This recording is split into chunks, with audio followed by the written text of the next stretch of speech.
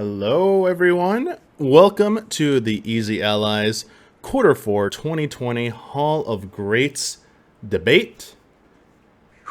How are you doing, everybody? I know, chat, you've been waiting for this, and we are here to deliver. The 8 of us will be presenting our nominees for your consideration. Well, for our consideration, I should say. Sorry, our consideration. The format for this, if you aren't familiar with Hall of Greats, we will each of us be selected randomly for the presentation order. We will then perform a 5-minute speech or presentation, making our case for each of our games, and then there'll be a 5-minute cross-examination segment where the other allies will grill the presenter on the merits of their game. At the very end of this, the 8 of us will then cast our chips, our votes, so to say, for the 3 games that we feel deserve the chips, and the 2 that have the highest tally at the end will be your new Hall of Great 2020 Q4 inductees. That's how the system works. I hope I got everything right there in one take there. Nice and good. Do we hear everyone else right now, or is everyone muted? Hello. Oh, there we go. Sorry. Hello. I didn't even hear breathing. It was like, talking. it was like There's so You eerie. don't want to hear breathing, do you? Yeah. No, like even from the mic, like I can't even hear you over Zoom. Well, you'll hear breathing when I go with my pick. I can't wait for a Nintendo game to get in. You'll hear the intensity. I see some yellow bars, so I'm gonna make some adjustments while you're Yeah, talking. it looks like Ben and John yeah, so give me a sec. squirrely. Ben, can you talk for a Squirrely. second, Ben? Talking, check. Hello, hello. Just keep talking for a little bit, check, and I'll. check. Talking about Hall of Greats. All right, thank you, Brad. What is, Can what you, is the saying where the stakes are made up and nothing is real? Brad, can you talk for a sec? Sure. Check. 1, 2. All right, you're good. Whose line is it Dawn, can you anyway? talk for a Yeah. second? Talking. 1, Thank 2, you, keep 3, talking. Testing. 1, 2, 3. Keep 1, 2, going. 3, Sorry, just a little 4. bit more. 1, 2, 3, 4. Testing. 1, 2, 3, 4, 5. I'll breathe when I'm dead. No breathing in anticipation of the Hall of Greats. All right. Plenty let of me time push, to Let me breathe push when that we're on the live. other I think we got rid of most of them. Oh, sorry. I'm too low now. Just move me up and Yeah, sorry. Whoop. There we go. So I think there's a little bit on mine. Give me 1 second, and we're clean. this is good enough. Yeah. So yeah, any thoughts or anything you guys want to say while I'm fixing up me real quick here? Oh, we're just all terrified. That's all. Yeah, you know. It is Happy stressful. holidays. That is Dread. true. It is Test, stressful. test. Remember, chat, this is for fun. That Yeah. also Remember. be hog This dread. isn't for fun. Whatever happens, harass people endlessly if your game doesn't get in. Ben, Oh. they That is don't the have. correct- They don't understand sarcasm. Yeah, You don't can't. say We that. really don't. And yeah, that's gonna Somebody go over. just tuned in right when that on that. Yeah. They're like, really? That's Shit, how I should this be taking works? notes. I didn't know. Am I a part of this somehow? Okay, cool. Harass everybody. Man, Hebers is like being stubborn right now. Like- Sorry, Heber. Testing. No, you're good. Stubborn, It's like Huber. the thing on yours is being really weird for some reason. All right, there we go. I think this is It as looks good as it's great, gonna get. Damiani. You did DGD. Yeah, it's good. Clean. And Great, one difference between this presentation and last time, since we are doing this during the pandemic, doing this from home, when we do the presentation, I will switch over real quick so you can take a quick gander at what it's going to look like. So the presentation video will be in the space here. In probably the bottom right, I'm going to throw the presenter's cam shot in here. So that's what it's going to look like. Hopefully that is to your satisfaction, chat, and those of you watching this on VOD later. I know people wanted to see the presenter at least during the presentation, so that's how we will be doing it. As you can see in the right-hand column, the nominees will fill in. They will probably fill in after each person's presentation this time, so you'll just have to be patient. Even though it says nominee on the presentation tab, just wait for that to finish, and we'll get that logo up there. So I think that's pretty much it for logistics. I'm Lot not of prepared at ins, all, lot of so outs. despite trying to prepare, so I'm terrified. So good stuff. Yay. Cool. Sounds like me first. every time. According to the magical hat, Uh-oh. Oh, shit. Ben Moore. Whoa. And more. I hate going first. Fuck! Yeah, no, All right, nobody so likes give me those. one It's sec. not- I it's don't not know a if thing I you like can or dislike it. I like I'm gonna get it out of the way. get your shot set up, Ben. So give me 1 second. My worry is that people will have forgotten the presentation by the end, and so then it isn't considered for voting.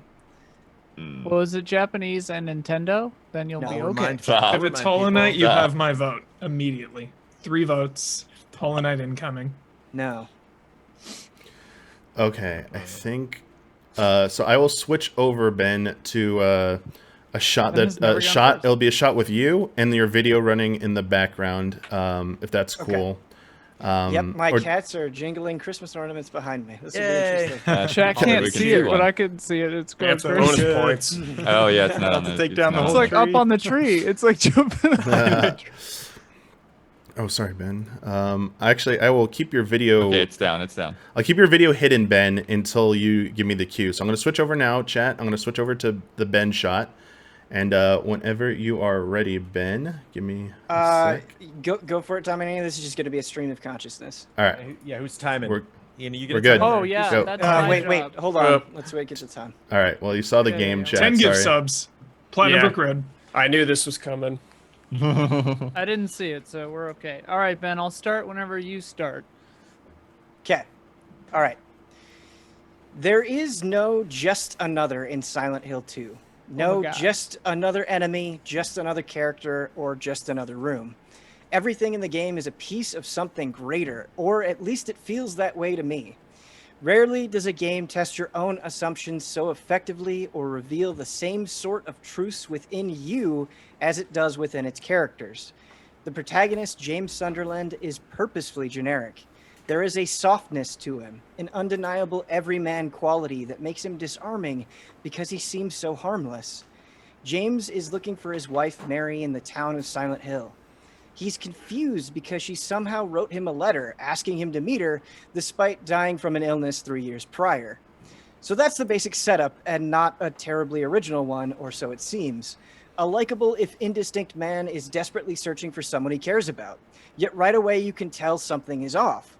Of course, there are obvious signs like blood on the streets, the oppressive fog, or the fleshy monsters that skitter about. Those aren't the things that make Silent Hill 2 truly special, though. It's the way the music is often more ambient noise, not blaring but sliding into the background, making you uneasy even if there's nothing going on. It's the way the camera winds around and cuts off as much vision as possible, as if it's trying to suffocate you, a word that means so much in the context of the story. It's also how so many scenes initially seem like regular horror decoration, eerie, disgusting, or shocking, but not anything unexpected within the genre. However, playing through again with full knowledge of where James's journey ends up gives everything a new meaning. These are not just props, but insight into what's going on. It is a level of visual storytelling almost never matched within games, despite the fact that Silent Hill 2 is just about 2 decades old. Being effective at telling a story is a commendable quality, but it's made even stronger if the story truly has something to say, and the game's conclusion will send you reeling, or at least that's what it did to me. I think of all the games I've played where I've saved the world, killed a god, or formed lasting bonds with charming characters. Silent Hill 2 is the only one that has so thoroughly explored the idea of loving someone so completely while still being capable of doing something vile to them. It puts the struggle of our own selfishness and desire in such believable terms. Even in its bleakest moments, and the game certainly doesn't shy away from being bleak, the most terrifying part is always how much of yourself you can see in what is going on. This is not some abstract, otherworldly evil. It's the kind of evil we're all guilty of committing to each other each and every day. But the exploration goes well beyond that. It's not just bringing to light that guilt, but showing how far we're willing to go to cover it up, to keep ourselves from it. It's a shame how largely misrepresented Silent Hill has been over the last decade. I have been so upset and frankly grossed out that a series that truly stood for something worth standing for has gotten largely reduced to cold and clinical marketing opportunities. The thoughtful and so meticulously constructed narrative that I've tried my best to do justice to in this presentation has been shattered and sold off piece by piece. Pyramid Head is no longer a symbolic terror, but a spooky man with a big knife. It is the imagery without the justification, making it hollow and disposable. Because Konami is so gleefully happy to piss on a corpse and they never seem to run out of urine, the idea of Silent Hill has largely been watered down. To many, it seems like a once great horror franchise, and it would be neat if it came back, but people have moved on. A sad casualty of time. In my heart of hearts, though, I think Silent Hill, at its best, is so much more than that, and 2 is the pinnacle of the evidence for that argument. I want games to challenge me, move me, shake me to my core. If Silent Hill is doomed to only be a product, then so be it. But this nomination is a reminder that it has been so much more. That's it. You have 30 seconds left. You ceding your time? Yep. That's Okay. all I had to say. All right. Wow. I'll start the cross-examine. I have 3 things to say. Okay. All right, starting the time. First, how dare you? Second, thank you so much. Third, that was improvised? That was not improvised. That was written down. Oh, okay. I thought you said it was off the cuff. I was like, what the fuck? No. I said You I'm pouring are my here. heart out, which is true. But it's not okay, improvised. okay. I was like, what? Here ends my questioning.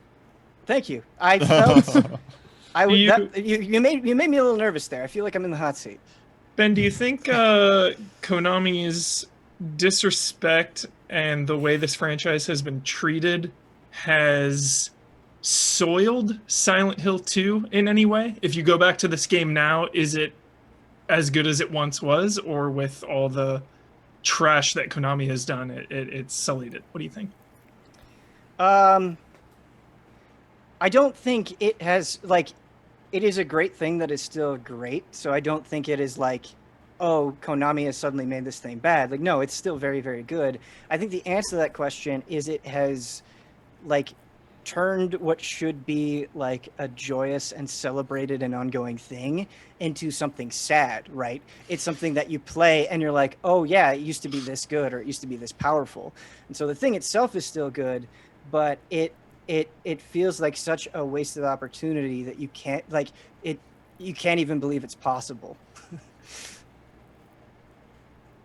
Ben, you talked a lot about the story and the setting and the mood, but how do you feel about gameplay in terms of Silent Hill? Do you feel like it really gives you that proper sense of challenge and of fear in terms of how you deal with the creatures of this world?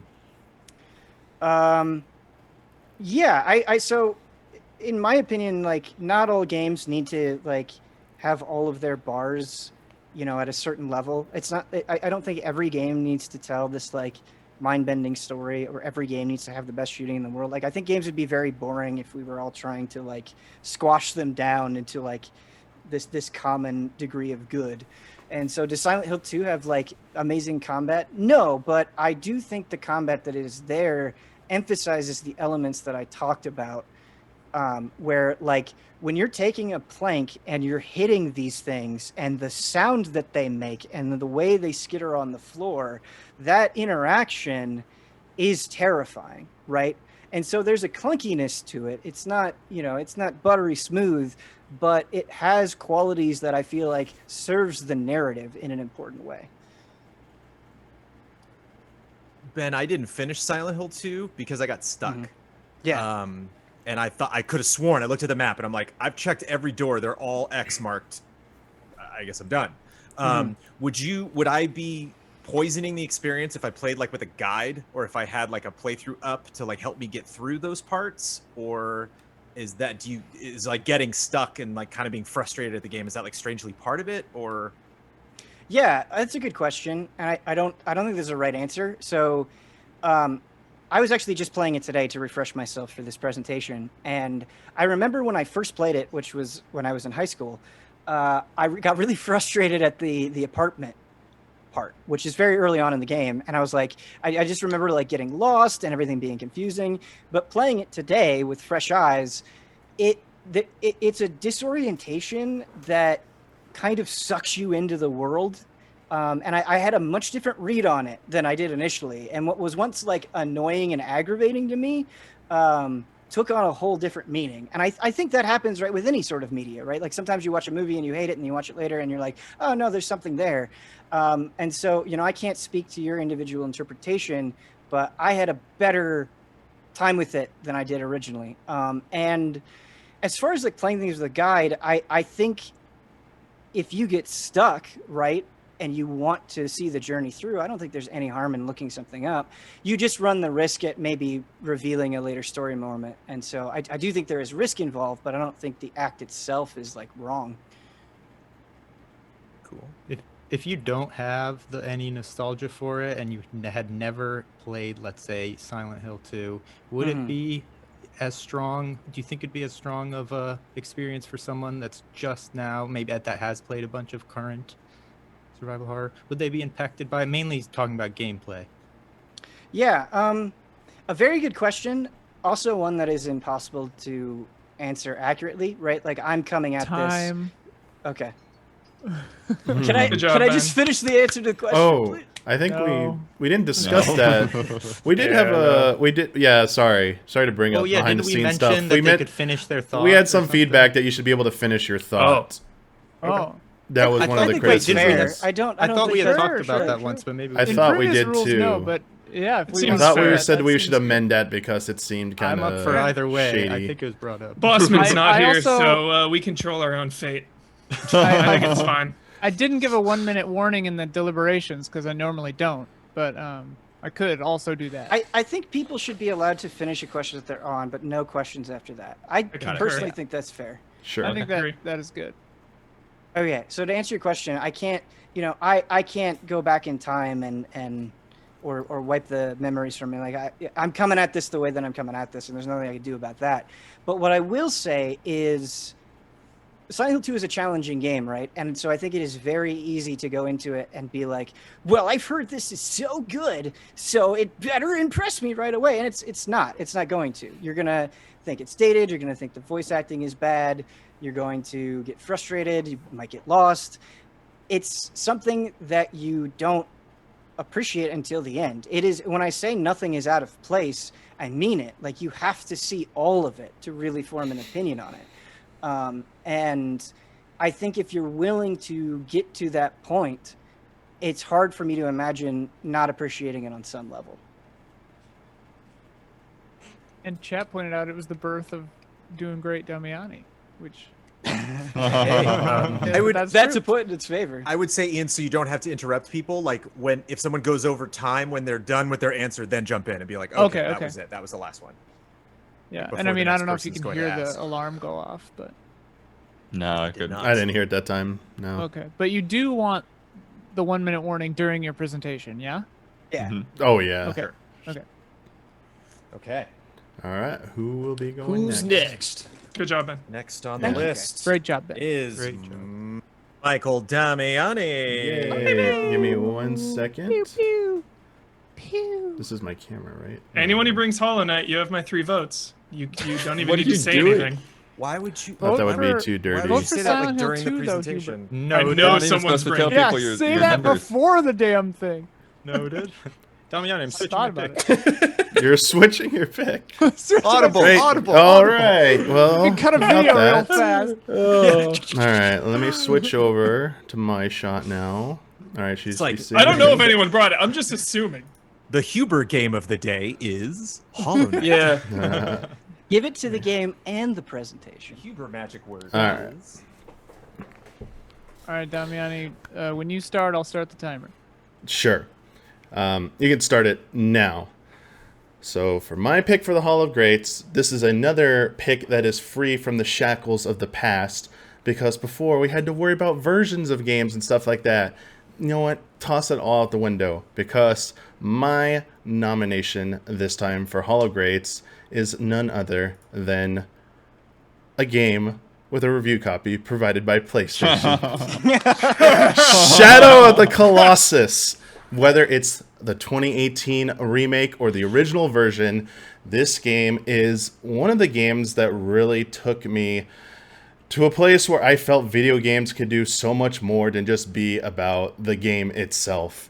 Shadow of the Colossus creates a world in which you feel isolated and are fighting against forces that at first you don't fully comprehend. And it just invites you to explore. I see people criticize the empty, vast area of the world as something negative, or I see it as something that is inviting. I see it as something that encourages you to just go off in any direction and see what's possible. They have a means of guiding you through your sword and a light reflection that can tell you where you want to go, but other than that, you really are left to your own devices, and it just crafts an atmosphere that gives you a sense of scale, like a massive scale, as well as the enemies. When you encounter them, there's something to behold. There's no other game that really does what Shadow of the Colossus does, honestly. It gets compared to so many different games, but quite honestly, it's unique. And almost 15 years later, to say that about a game is pretty impressive in its of itself. One of the highlights of this game is fighting the different colossi in this game. And I think from the very first encounter onward, they're just masterfully crafted experiences. The first fight just shows you that you're just going to be in over your head. That you are fighting against these, what appear to be monstrosities that tower above you at first and are just straight up intimidating.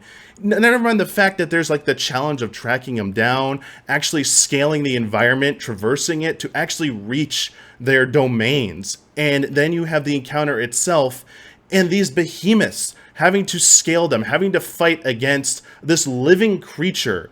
The frustration of trying to climb up an arm or a leg while it's moving, even finding a way to even scale it in the first place. These fights are like puzzles, and they're really well done puzzles in themselves too. After you slay the first one, you feel like you're given the sense of power. You feel like you can conquer things. But this game does such a great job of throwing curveballs at you that show you are not prepared. Whether it's having to go underwater to fight one of these things, go in the air and fight one of these things. Even the ones that are small, you're like, oh, this isn't going to be so bad. They throw something at you where it's just like they're fast. They're aggressive. There's no way. How do you even like attack this thing? How do you even like break its defenses? It's just this game that constantly pushes back against you. But the satisfaction and reward you get from figuring out how to take them down and finally conquering each one of these, I don't. It's like people call them bosses, but the whole segment itself is pretty much a dungeon. It's like a dungeon experience. It's like a level, and I think that's what makes this so unique. And this is all set to one of the best soundtracks ever made. The soundtrack here just hits all the highs when it needs to. It sets like the somber tones when it needs to. And then when you're just riding across fields, it just hits all the right notes. It's pretty much perfection. And there's nothing to say of the story itself. This is a great example of telling story through your world building and through cutscenes. And I love the twist of this game is that the more you play through this game, you start to realize what is going on and that you are meddling with powers beyond you for a reason that you can't really fully understand other than you have a singular goal to bring someone back and you don't care what it's going to cost you. And you see the devastation you're just bringing upon these monsters who really aren't monsters.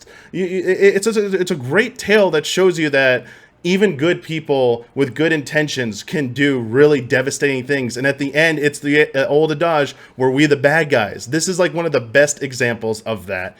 All this is just put together so well that I think this game is timeless. You're going to come back to this game decades from now, and it doesn't matter which version you play. It just translates so well to so many different audiences. And that is why I feel that Shadow of the Colossus should be one of the greats. Thank you. Wow. Perfect Well done, timing. Damiani. Nice. Sorry, let me switch over. I know it's still playing. I know this is BM. I'm sorry. Something that I want to make clear because people, There we go. it might be confusing for people. During the cross-examination, we may say things we don't necessarily believe to provoke discussion. Yes. Great lead-in. Yeah. All right, I'm all set. Sorry, we're back to the main shot. I'll start the timer whenever someone starts talking. Go ahead. I have a question. Go ahead, Jones. Damiani, that was your review, right? That was review footage that was from Shadow of the That's you Colossus. playing the game that we just watched. Oh yeah.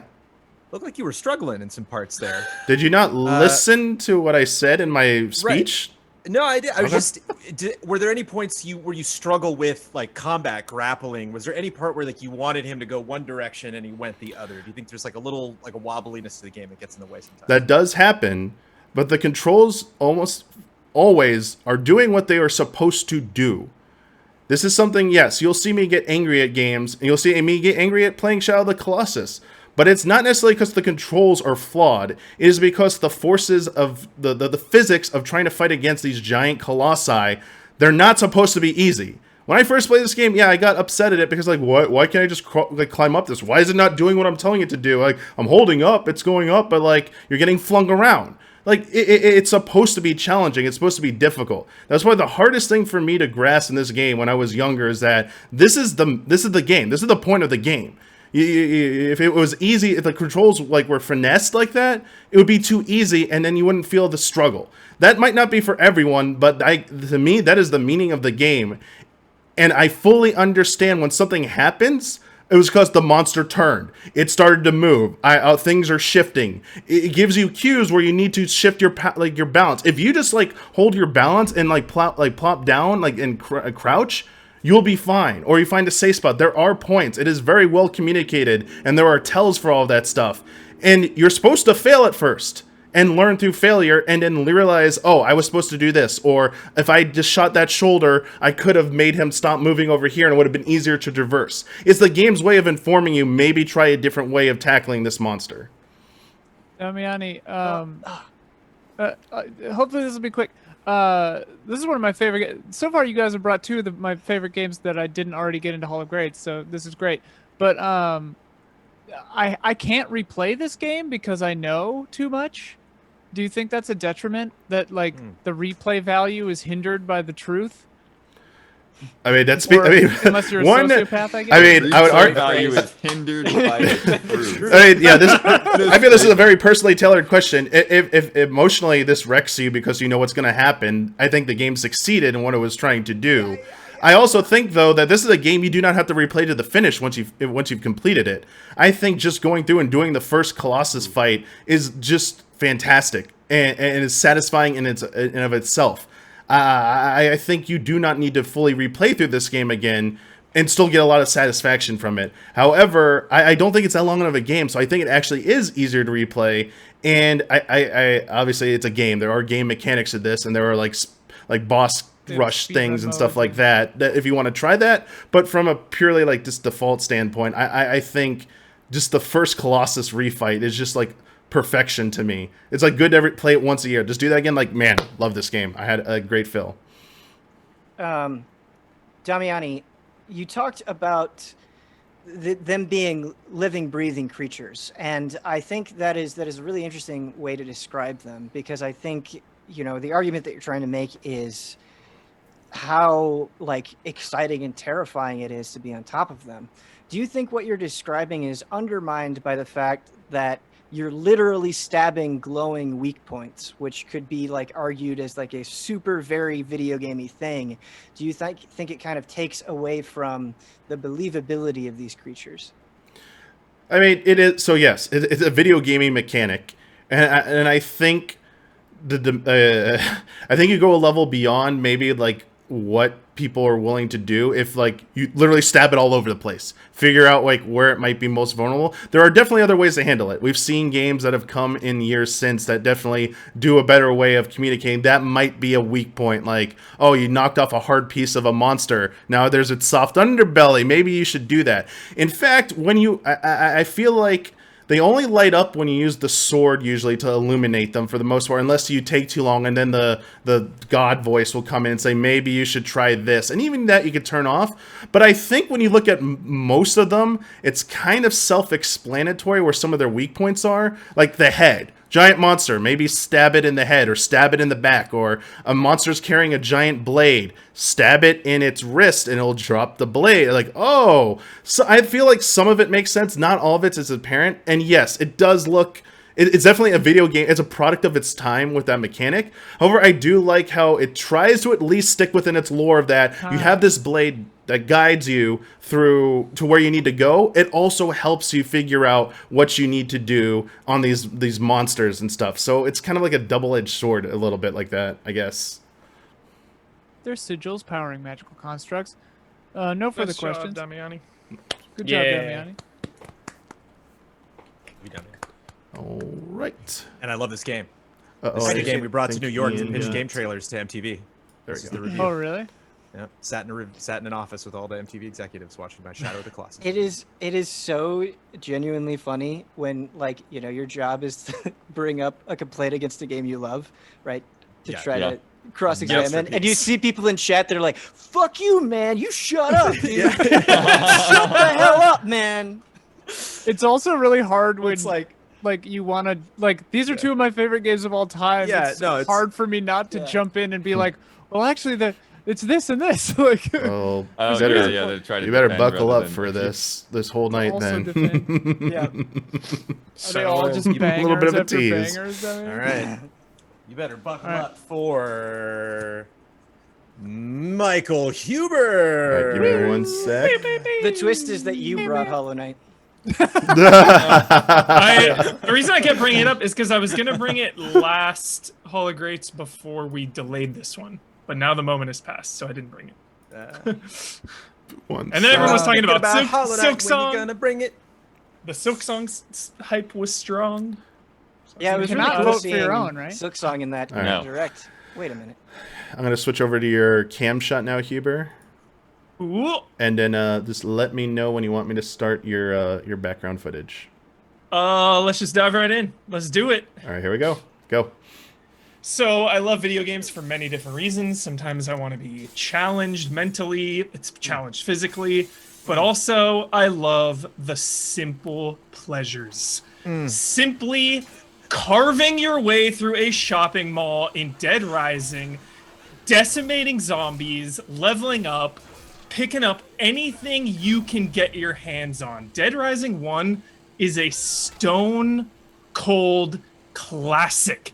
This is a classic game that no sequel in this franchise managed to top. 1 to me is by far the best because it's not trying to be anything other than what it is. Just a silly, fun time. The basic premise of being trapped in a shopping mall with weapons and items and clothes that you are just free to go in any store and grab whatever you want.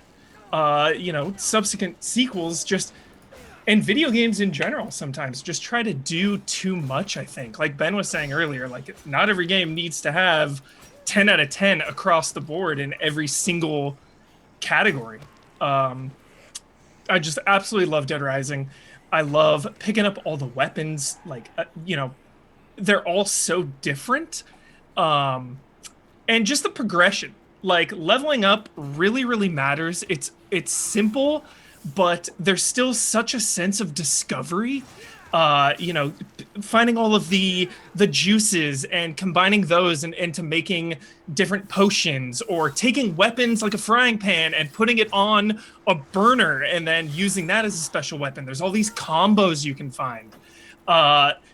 When the game originally came out, I didn't like the psychopath boss fights, but as time goes on, I think they're hilarious. I think they're high stakes and challenging in a rewarding way. Like, knowing what weapons to bring in. Obviously, there's a lot of like mashing back and forth, but your skills that you unlock, just using those in different situations work, like dodging around, the double lariat and the spin kick and the jump kick. There's just all these really cool things to discover. And then, of course, when you beat it, you unlock awesome modes. You unlock overtime mode, which is like an epilogue. You unlock infinite mode, which is so awesome because it's like, all right, you're in this mall, survive. I love that idea. Your health is ticking down slowly to add a sense of urgency, and you need to manage your health items, your weapons, who you attack, who you don't, where you go. Dead Rising, just... I want you to think of when this game came out originally and how blown away you were by those HD visuals, how next gen this game was. And now I want you to put yourself in this moment, 2020. Imagine you're sitting in front of the TV, the controller is in your hand, and you are in Willamette Mall. Tell me right now that you will not have a 10 out of 10 fun time. That's it. It's not trying to do anything more than give you pure fun. Word of the day, word of the night, fun. Fun factor. No further arguments. You got a minute and 20 seconds left. Are you sure? I'm done. All right. That's it. Love it. You're telling us to tell you something, but we can't, Huber. Just in your head, your internal monologue. Yeah. All right, All right. I'm ready. We're I'm back ready to the too. main shot. Yep, we're good. All right, Huber, I really like this game a lot. Yeah. But when I replayed this game in recent years, it got stale to me real fast. I think the effect that I first felt the first time I did it was awesome, yeah. But it gets so old to me after like an hour. I think the mall's great and everything like that, but I don't know if there's enough there to hold me beyond just chopping some zombies up. You know, zombies obviously have been around for decades, and obviously with things like The Walking Dead and Resident Evil, like, there is an oversaturation, but I still think, like, maybe not for you, Brad, but I still think there is value in this game with the basic premise of being in this mall, chopping up zombies. I could personally chop up zombies forever. I believe it. We know you. Fair Huber, point. you talked about like the pure fun of this game, and I think you're totally right. And I think part of why this game is so impressive is because it kind of feels like it's shooting for the moon. But I feel like this is a like 10 out of 10 pure fun game that has like too many 4 out of 10 moments peppered in. Like dealing with other survivors is like what they want you to do. They don't feel like they're giving you the resources or ability to do it effectively. Like sometimes you feel like you're being punished for things that are outside of your control. And you mentioned the challenge of the boss fights, and I love challenging boss fights. I can go on all day about challenging boss fights, but some of those boss fights are just like so slow and tedious. It's not even that you like, it's not the kind of challenge where you're like, oh man, I can't wait to outthink this. It's like, oh, I want this to be over. Fair point. It is a game designed to be played multiple times. Obviously, there's like the New Game Plus. That isn't really New Game Plus. You don't have to beat it to carry over your progress, but you get so powerful in this game. So I actually like the fact that on your first playthrough, some of those early psychopaths are like kind of optional. You know, finishing the entire case on your very first playthrough can be pretty difficult. So I like the idea of having to like level up, get stronger, because you really feel those upgrades, and I love that. Like getting the attack upgrades, the speed upgrades, it's upgrades that matter. The fucking wrestling moves, man. The freaking wrestling moves, the suplexes, like it's just so fun. I'm that installing tank- this. Yeah, that tank boss, Huber. Every time I like have the impulse to replay Dead Rising, I always go, I'm gonna get to that tank and then just give up, because it's this guy who fights differently than anything you've done in the entire game. Has the longest The health spin. bar I've ever You seen. got to in my do the entire spin, life. Jones. You got to do The spin attack. The double lariat. Okay, the spin. Write it down. The double lariat. I retract my question. Huber, do you think that there's enough variety in the weapons, and do you think 100%. the durability it gets frustrating at any point? I love durability, and it forces you to improvise. I love improvising. Breath of the Wild, haters be damned. Improvising is awesome. Don't make me. We went there. Don't make me find one weapon and only use that. Like, I want to experiment, and it's a meaningful way too, because the weapon deteriorates. There's over 200 weapons in this game. Some amusing, some not so amusing. Like over 200 freaking weapons in this game. Any shop, you can dress up like a clown or however you want to be. You can make Frank however you want him to be. There's also the photography in this too, which is really fun, just getting those perfect pictures. So, love the Dodo, weapons. thank you. 1 minute left. Any other Ethogo. questions? Dead Rising. Fun factor. If I was at GamePro, 5.0 fun factor. Wait, come on.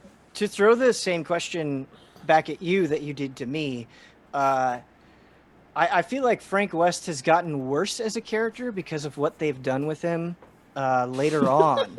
And I feel like they've kind of diminished the likability of him. Great question, Ben. So to me, Frank West revisiting this game is way worse because of what comes after. Like, Frank, retire, dude. You're an old bum. Nobody wants you around anymore. But revisiting Dead Rising 1 now makes me appreciate it even more because of what has come after. How is this still the best Dead Rising game? How is this still one of the only games where you're in a mall to grab any weapon you want and use it against zombies? It's such a simple, basic premise that still has yet to be matched. Dead Rising 1 Stone Cold Classic. Time is up. All right. Stone Cold Classic. Stone Cold Classic. Love it. Double Larry. Double Larry. I can picture it in my mind. Spin. Chugging OJ. Coming up.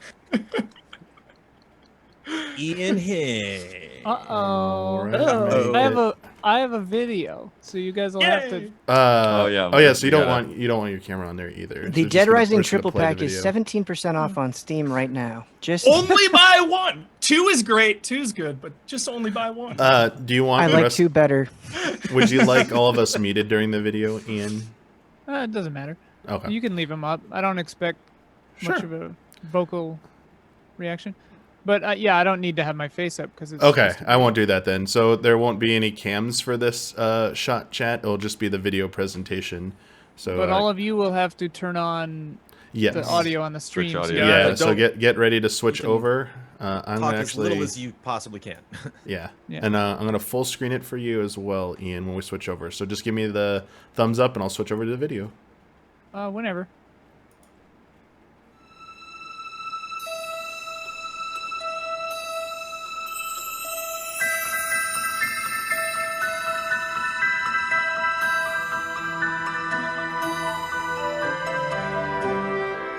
I truly love Final Fantasy Tactics, a game with strategy, story, heart, and vibes to spare.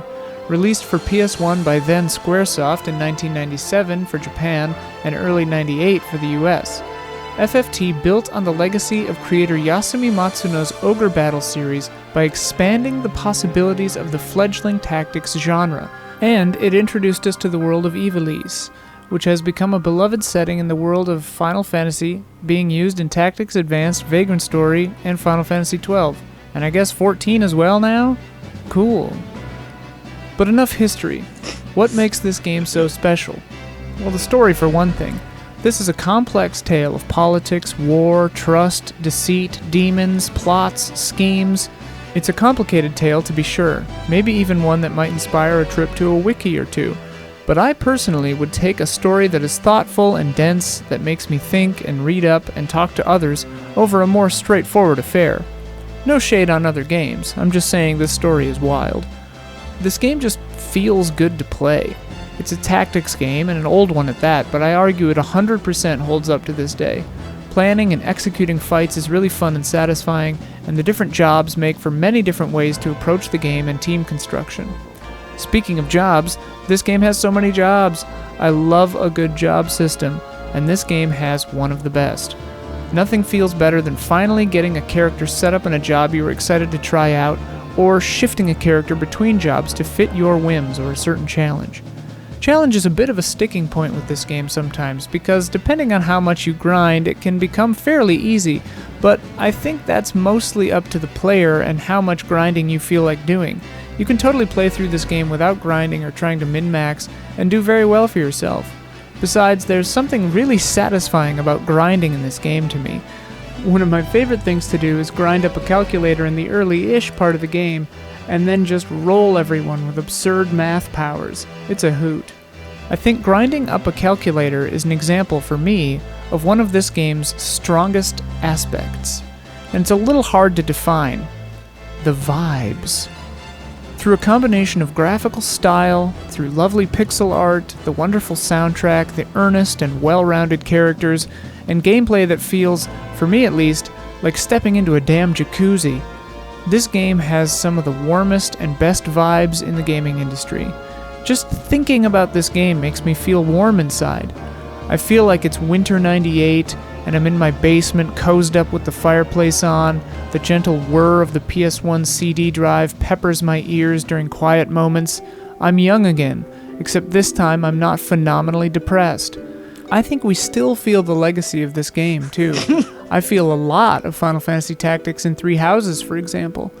This combination of intricate political storytelling with tactical gameplay really reverberated in the games industry, not only because the pairing of that kind of plot and this kind of gameplay just makes good sense, but because Final Fantasy Tactics really got it right.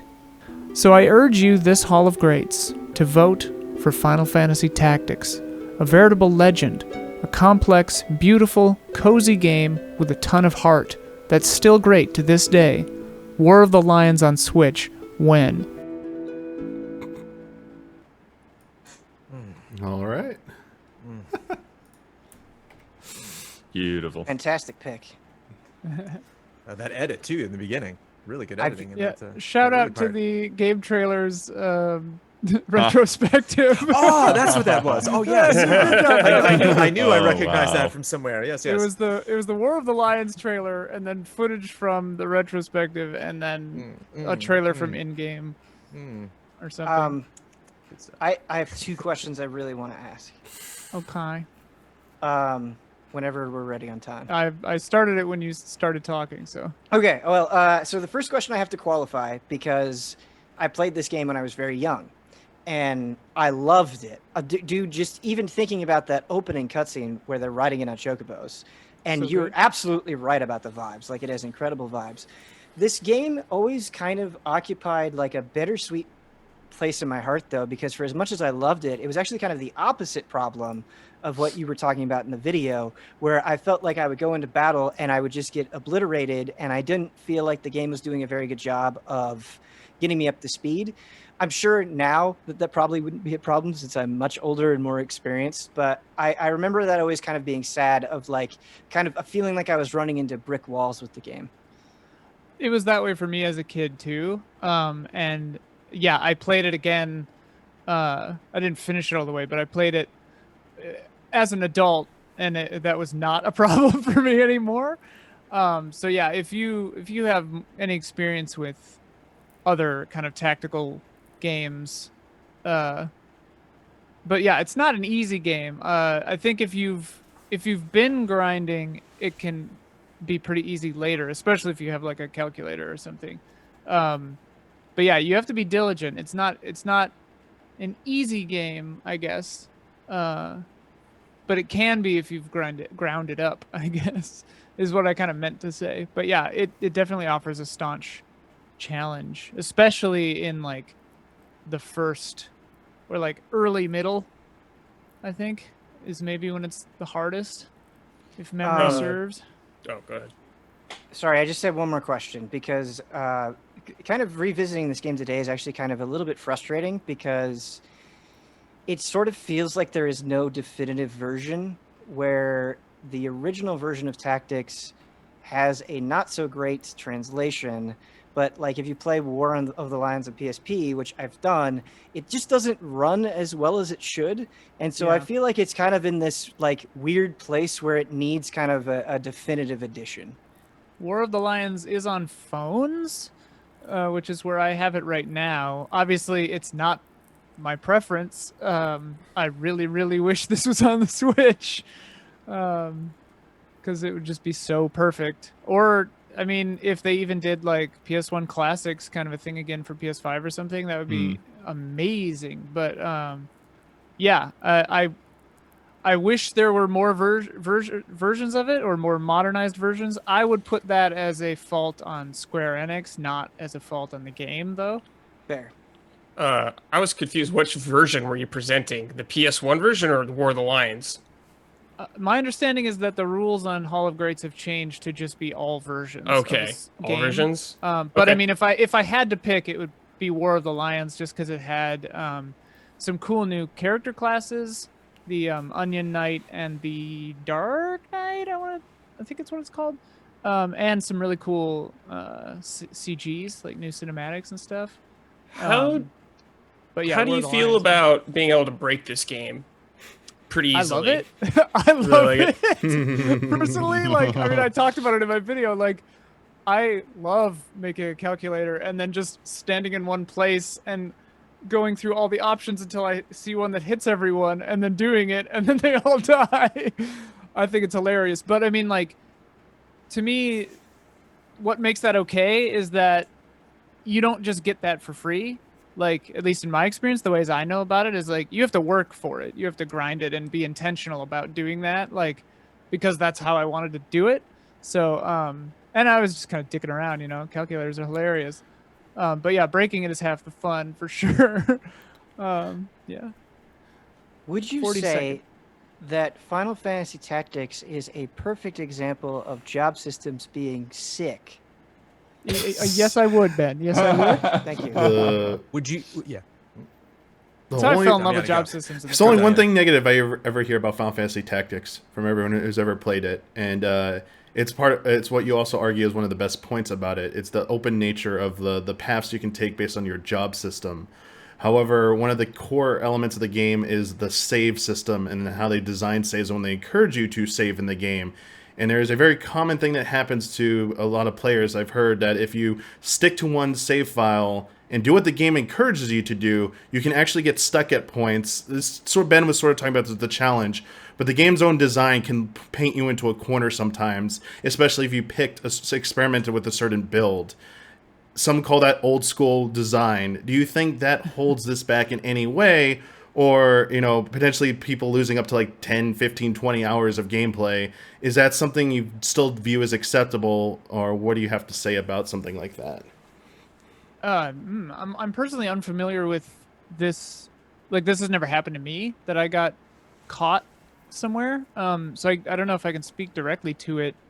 Are you only allowed to do one save? No, That's you how I aren't. But the remembered. game kind of like Okay. doesn't.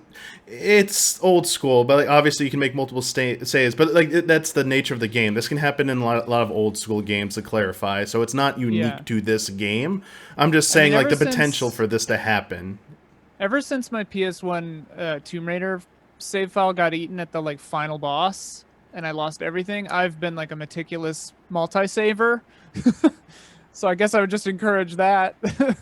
But what's interesting I think about this game is besides with Ramza or whatever, you can Ramza. swap other people out pretty easily. And when you get the special characters in, they're usually pretty strong. So if you swap your party out, you can get around most hurdles, I think.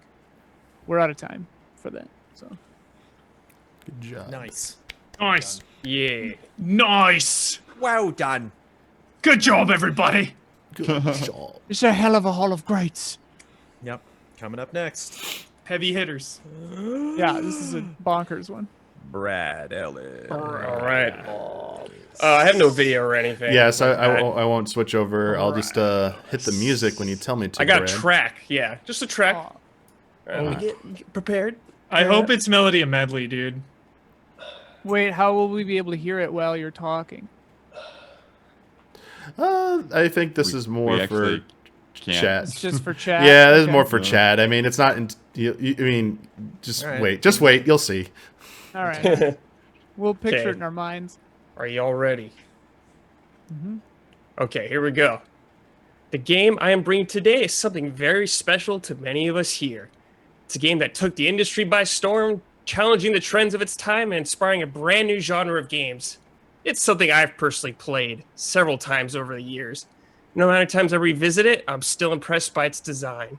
Damiani, hit that music, please. Everyone, the game I am bringing is motherfucking Dark Souls. Dark Souls 1, by the way.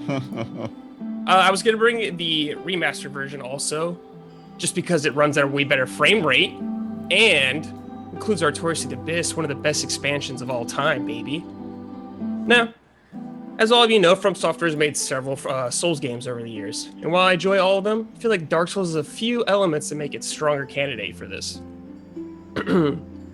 Though Demon Souls started it all, Dark Souls feels like the biggest leap out of the entire series, refining aspects and introducing new concepts that would become staples for the series. The first one, and my favorite one, probably the biggest change I want to talk about, is the world design. Instead of the levels or stages that are present in Demon Souls, Dark Souls' world is instead interconnected through various pathways and passages. Now, you may think, what's the big deal? There's tons of games that do this kind of stuff. This is true. But what makes this so special is how expertly connected each area is, and giving you a great sense of adventure and believability as you move through the world. In fact, one of my favorite memories of the entire time with Dark Souls is when I found a shortcut. Story time! It all started in Blighttown. I'd spent several hours just getting my way down there, fighting through the sludge of the depths and going the undead burg. And I was down there, man. I felt like I was a world away from my comfy fire back at Firelink Shrine. Just desperate, man, wandering through that hellish landscape, looking for something. I see a giant wooden structure in the distance that looked like it led up. I was like, man, I gotta get out of here. I'm scared. Desperate to escape and ride the structure up. Once I reached the top, I found myself in the Valley of Drakes, a new area I've never seen before. I don't know how the hell I got here. I saw a big nasty Drake chilling right there. Nope, didn't want to deal with that guy. Decided to take a different path. Found myself in New Londo Ruins shortly after that.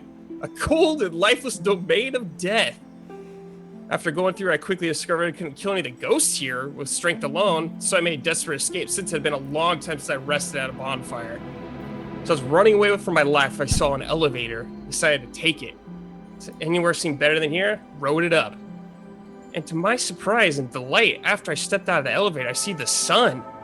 It's air. I haven't seen it forever, it felt like. Walk up these stairs, I'm back at Firelink Shrine, baby. How'd I get back here?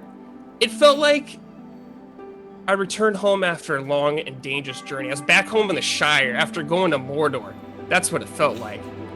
The grand scheme of things, it's really just a shortcut. But to me, it provided an insane sense of adventure discovery that was unmatched at the time.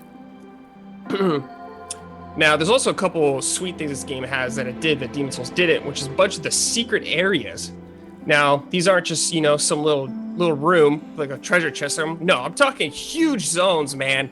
Big things going on in the world of the painted world of Ariamis, Ash Lake. There's stuff to see here. There's stuff to do, stuff that's not anywhere else in the game. There's also secret bosses to find if you snoop around a little bit, like Gwendolyn. I didn't know about this boss until like my third playthrough. And a big aspect, of course, of Souls games is bosses. While not every boss here's a 10 out of 10, this game has some of the most memorable out of the entire series, I would say. Bosses like Artorias, Manus, Sif, and of course, Ornstein and Smoke Huberon. No, those are some of your favorite bosses all time. Rapid Fire. Great locations, worldly executed design like the Undead Burg and Orlando Sense Fortress.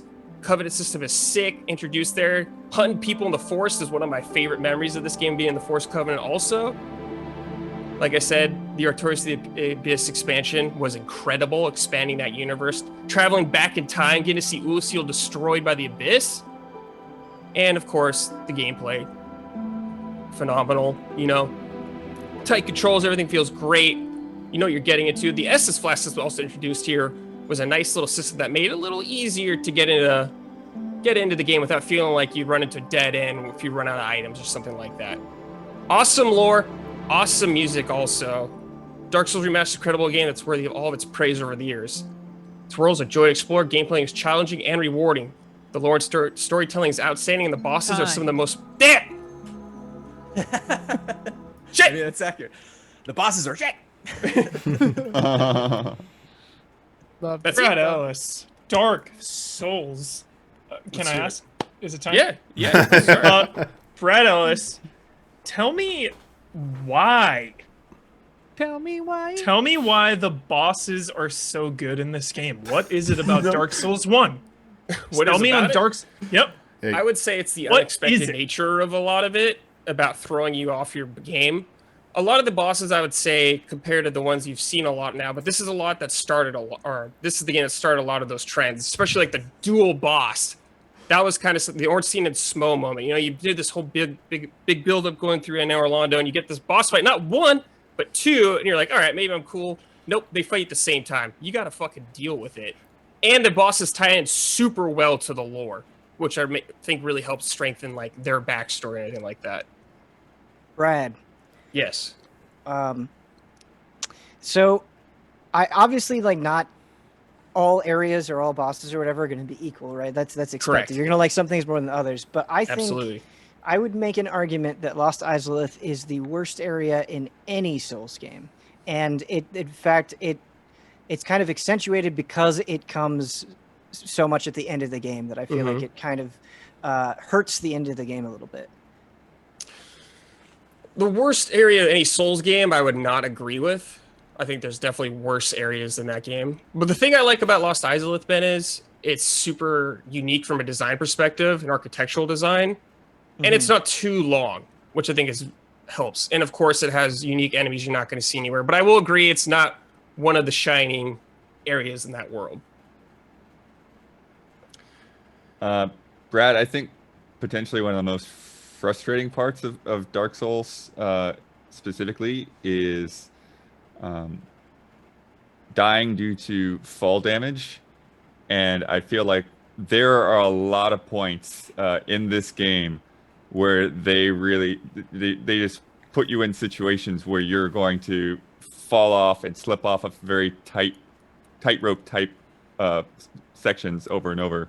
What do you have to say about that? Oh, are you talking about Sen's Fortress or particularly the Knight on Anne Orlando?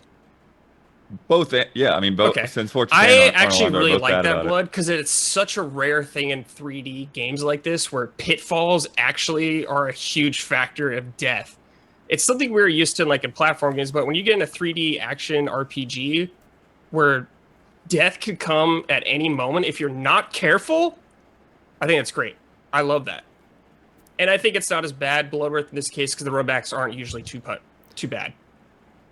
I also think related to that, there are points when the game wants you to jump and it is not good at jumping. And so I think that's part of the frustration. It's not a game that it puts you in these situations, but it's not good at putting you in those situations.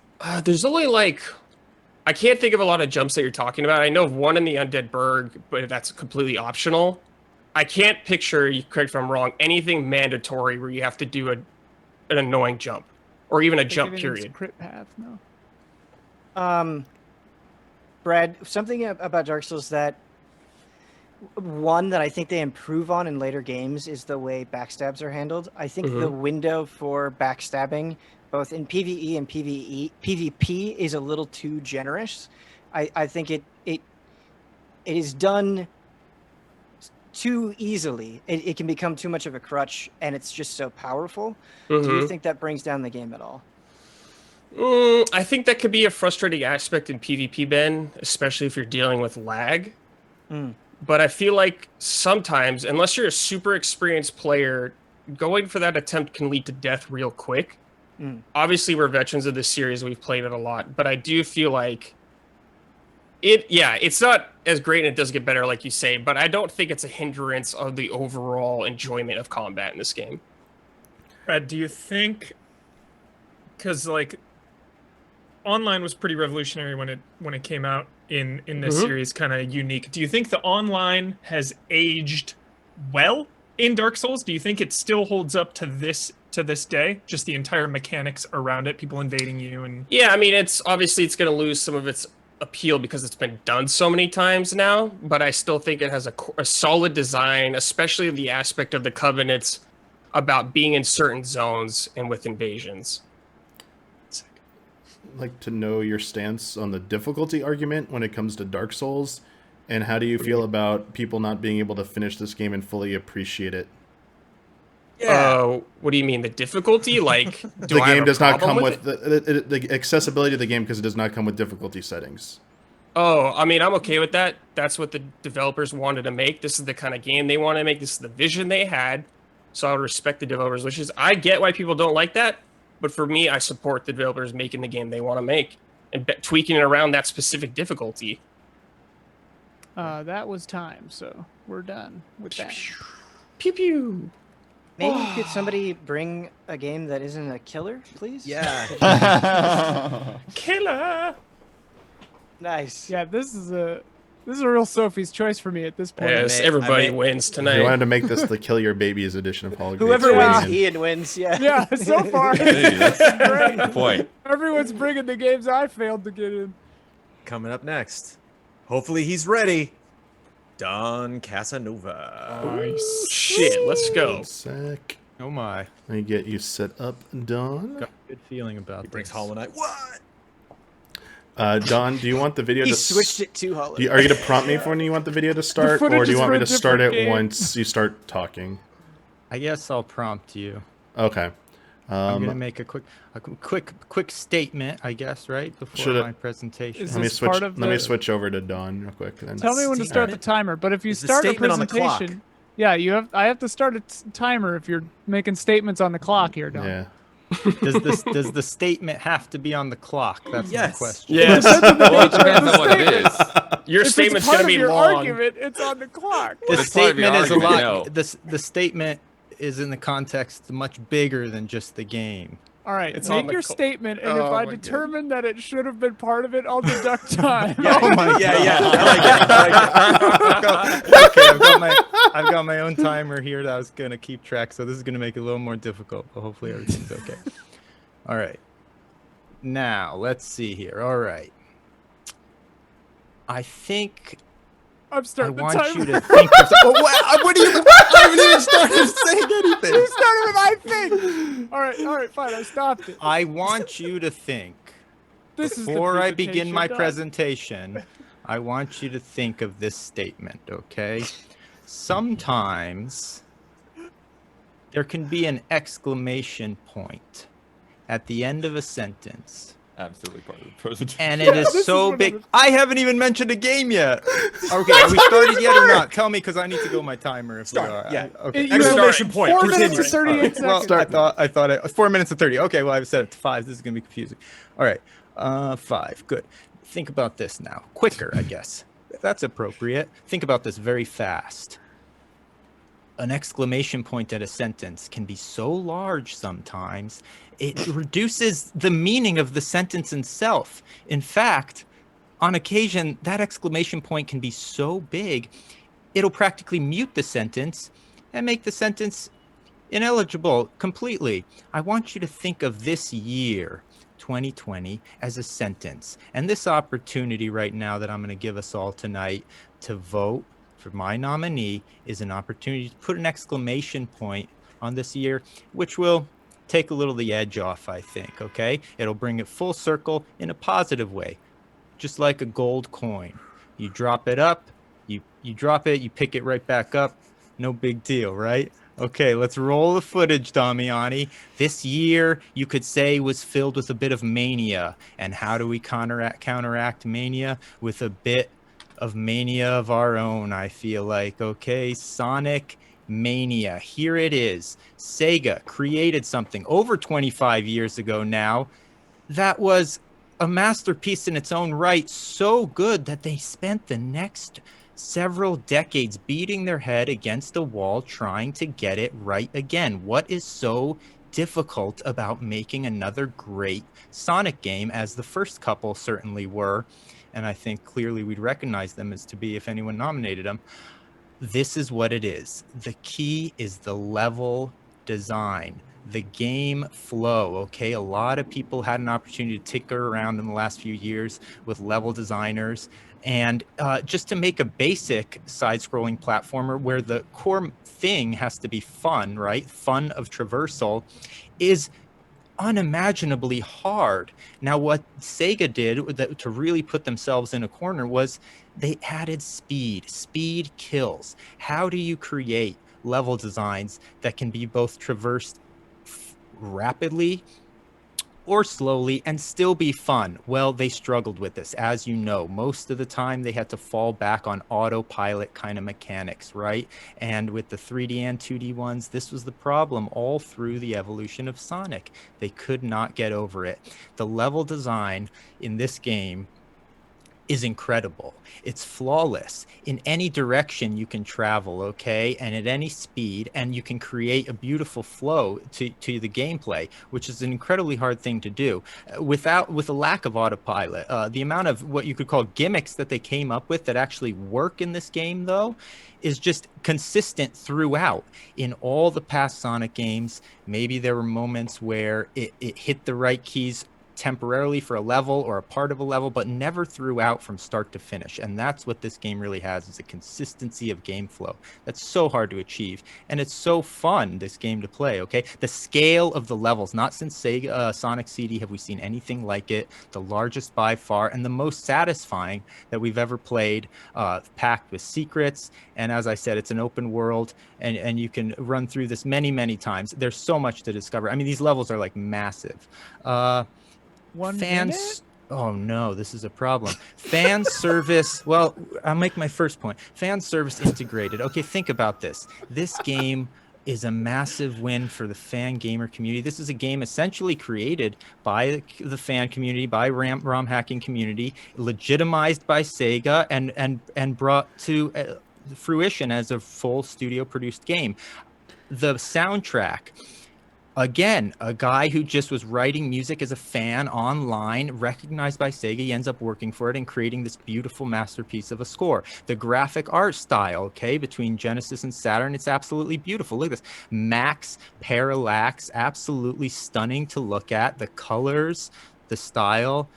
And the bosses, let's mention real quick, hey, this is a weak point, okay? Sonic has never been great at bosses, but look what they did here. They just created a bunch of basic, serviceable video game bosses, which don't create any problems like they did in the past. That was the main problem with Sonic bosses in the past, right? They're creating problems for us. Technically. So think about the statement I made at the beginning of the presentation, okay? Let's think about putting an exclamation point on 2020, even the year 2020. That is time. Think of that in the Sega font. But it's time, Don. Doesn't mean you keep time, You Donnie. can't stop the flow. Can't stop the There flow. you go, Jones. Now you know what I'm talking about. I reached I somebody. think we'll allow this. Damiani's not digression switching. Let's Can I switch say now. one Yeah. last Heated thing? yourself. Sure, say one last thing. You can say something in response my to a timer's question going defiantly.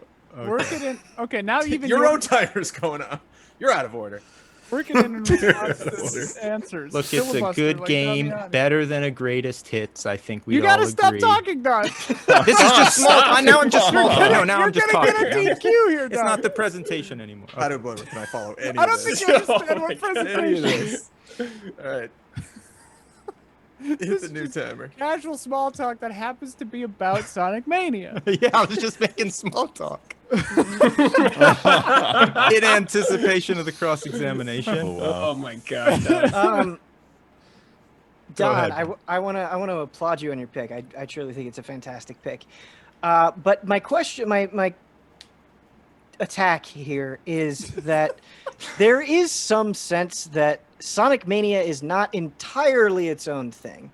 It is sort of like a celebration, and it has fantastic brand new levels, but it also is sort of recycling stages and ideas that we've seen in the past. It is a purposeful mix of old and new. And so do you think it kind of leaning on the past the way that it does hurts it at all? That's a great question, Ben. I don't think it does at all because, look, yes, you're correct. 8 of the stages are reimagined versions from previous Sonics, and then 4 of them are completely brand new. But the reimagined ones, first of all, I don't think there's any Sonic game we've ever picked up and not wanted Green Hill Zone to be some iteration of Green Hill Zone right at the beginning. It just feels right. That's how it is. The nature of sequels, you want certain touchstones to be there. And this puts them there, but expands upon them so much. I mean, I think it would be an easy argument to win that this is the best version of Green Zone we've ever seen. This is Green Hill Zone we've ever seen. This is absolutely the best version of Hydrocity we've ever seen, et cetera, beyond just a greatest hits version of the level. I mean, they took it far beyond the complexities of anything that was designed before, but they also like perfectly gave you that touchstone to be like, oh yes, this is a sequel, this is what I loved in the past, and here it is again, but here it is better than it's ever been before. I mean, there's no doubt the amazing thing about this game is you could have someone play, this is better than any, I mean, this is the only thing anyone would need to play. So it's like, it comes down to the decision. Are we gonna recognize that Sonic is great and has ever been great? And if we are or aren't, this is the time, I think. And if not, where else are we going to do it? What other game is there to present to it? Certainly this won't fly in 2021, I think. Yeah. Why? Yeah. Question withdrawn. Something about exclamation points.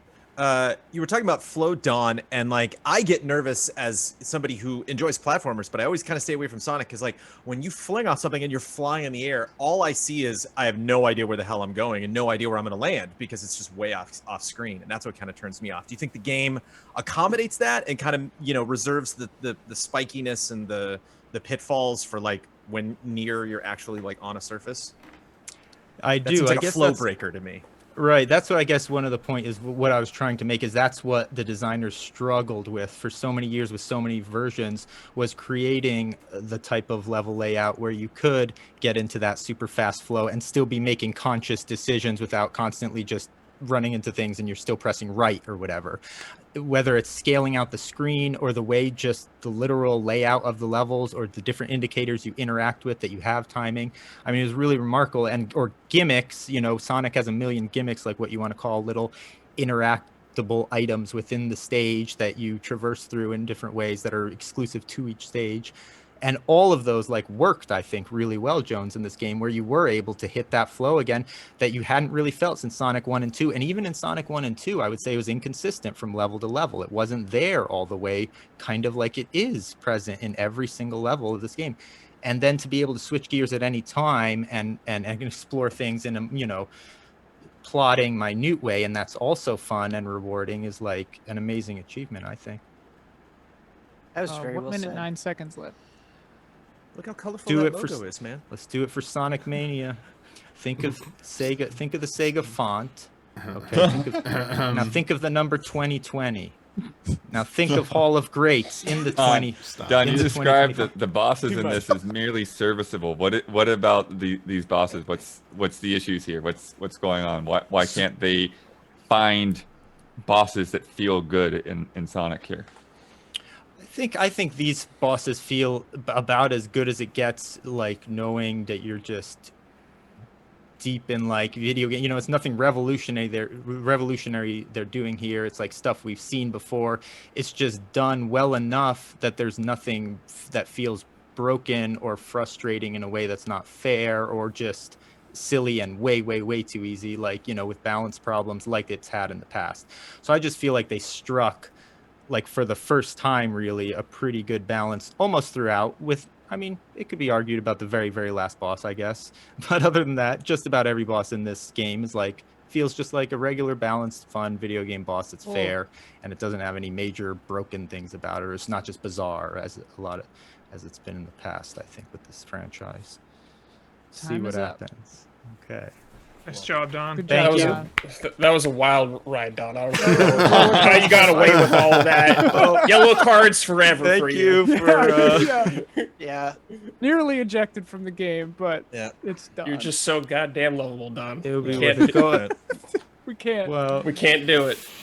All right, Who's down to left? our Just final Blood and two. Jones? Yep. Yeah. And coming up next, Daniel Bloodworth. Ooh, Alright. Jones Ooh. manipulating the hat. Yeah. I'm not happy about Yo, going that's last. that's sorting at hat. No. Let me switch over to you, Blood, real quick. Do you want? Are you gonna prompt me for the video, or do you want me to start it when you start talking? Yeah, go start when I start. And I have an actual note that's not part of my presentation, and I that was Oh. just about to ask. there are things that are in the video that should pop up from other games just because I'm using an old video that I've already made. Okay. So if that throws somebody off. It's like, why is that in there? It's like, it's because Got it. The B-roll is Understood. just a video that I produced a long time ago.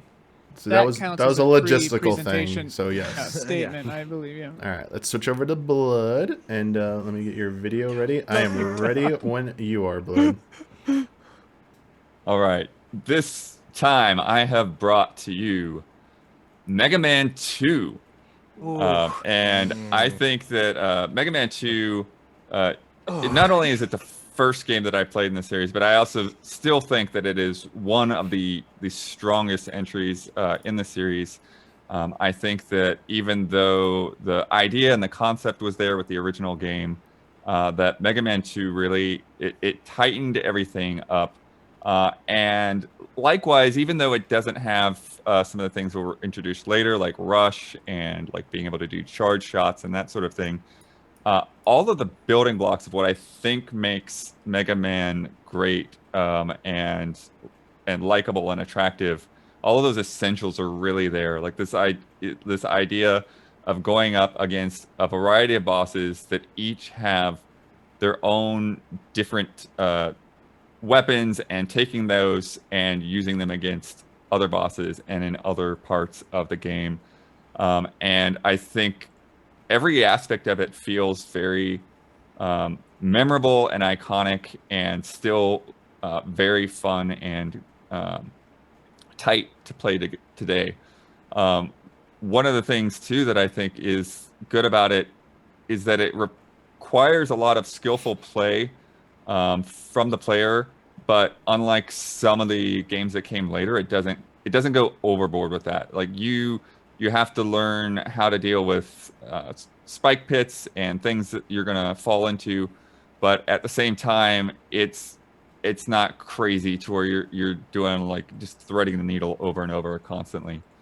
Some of the things specific things that I love with some of these levels and some of the concepts is like when you have the Bubble Man and the water stages, and you go from having these waterfalls with frogs and things like that to then going actually underwater, and the gravity adjusting to that, and like having to keep yourself from hitting the spikes on the ceiling. And then you have Heat Man, where you're like roasting in this lava levels, but then there are also these like time patterns of disappearing blocks that you can either like really work out and learn how those patterns work, or if you get to another level and you get the machines that are in this game before they introduce Rush, these kind of like platforming machines that you can kind of use those to make it a little bit easier on you and bypass some of the more frustrating parts of that level and difficult parts of that level.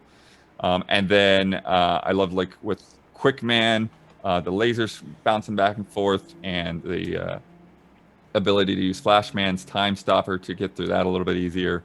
And there's just so many great abilities and things that you wouldn't expect, like the bubble gun, feeling like it's somewhat slow and useless, but in the right context, in the right situations, it really, can be very powerful. Then I think that even though this isn't a game that puts a lot of time into story, it still has those moments where it makes you feel like there's a big story that's not there. The opening when you're scaling up the building and you see Mega Man standing there, the first time that you see Wily's castle revealed, and then that entry, it's the kind of like cutscene type stills. It really makes you feel like there's something bigger and emotional happening in this game. And that Wily's Castle, it also, it introduces cool different types of bosses. For the rest of the game, you're largely fighting against guys that are essentially your same size, and then you get up against like this giant dragon and this like bulldozer, and there's these things that are much larger and more intimidating. And I can't talk about this game without talking about the music, which is what this video is from. A video that I made purely about the music of Mega Man 2, and I think it's one of the most iconic things, not just the level themes, but every little bit from the introduction to levels to the little jingles that play after you defeated a boss and leave a level. Airman's got a great song that like slowly builds in tension and it crescendos, and then it turns into a completely different theme. Woodman has these like light beats that actually sound like hollow wooden drums. And one of the things I really appreciated is that even though like I can admire and I can appreciate like, you know, somebody playing this music on guitar or somebody doing a different Time's arrangement. up. Oh, I didn't hear the 1 minute, but okay. Nice. There it is. Blood, Sorry, you I have said the 1 awoken minute, but it something must in not me. have come through. What's that? You have awoken something in me. I have so many questions, dude. Okay. Sure.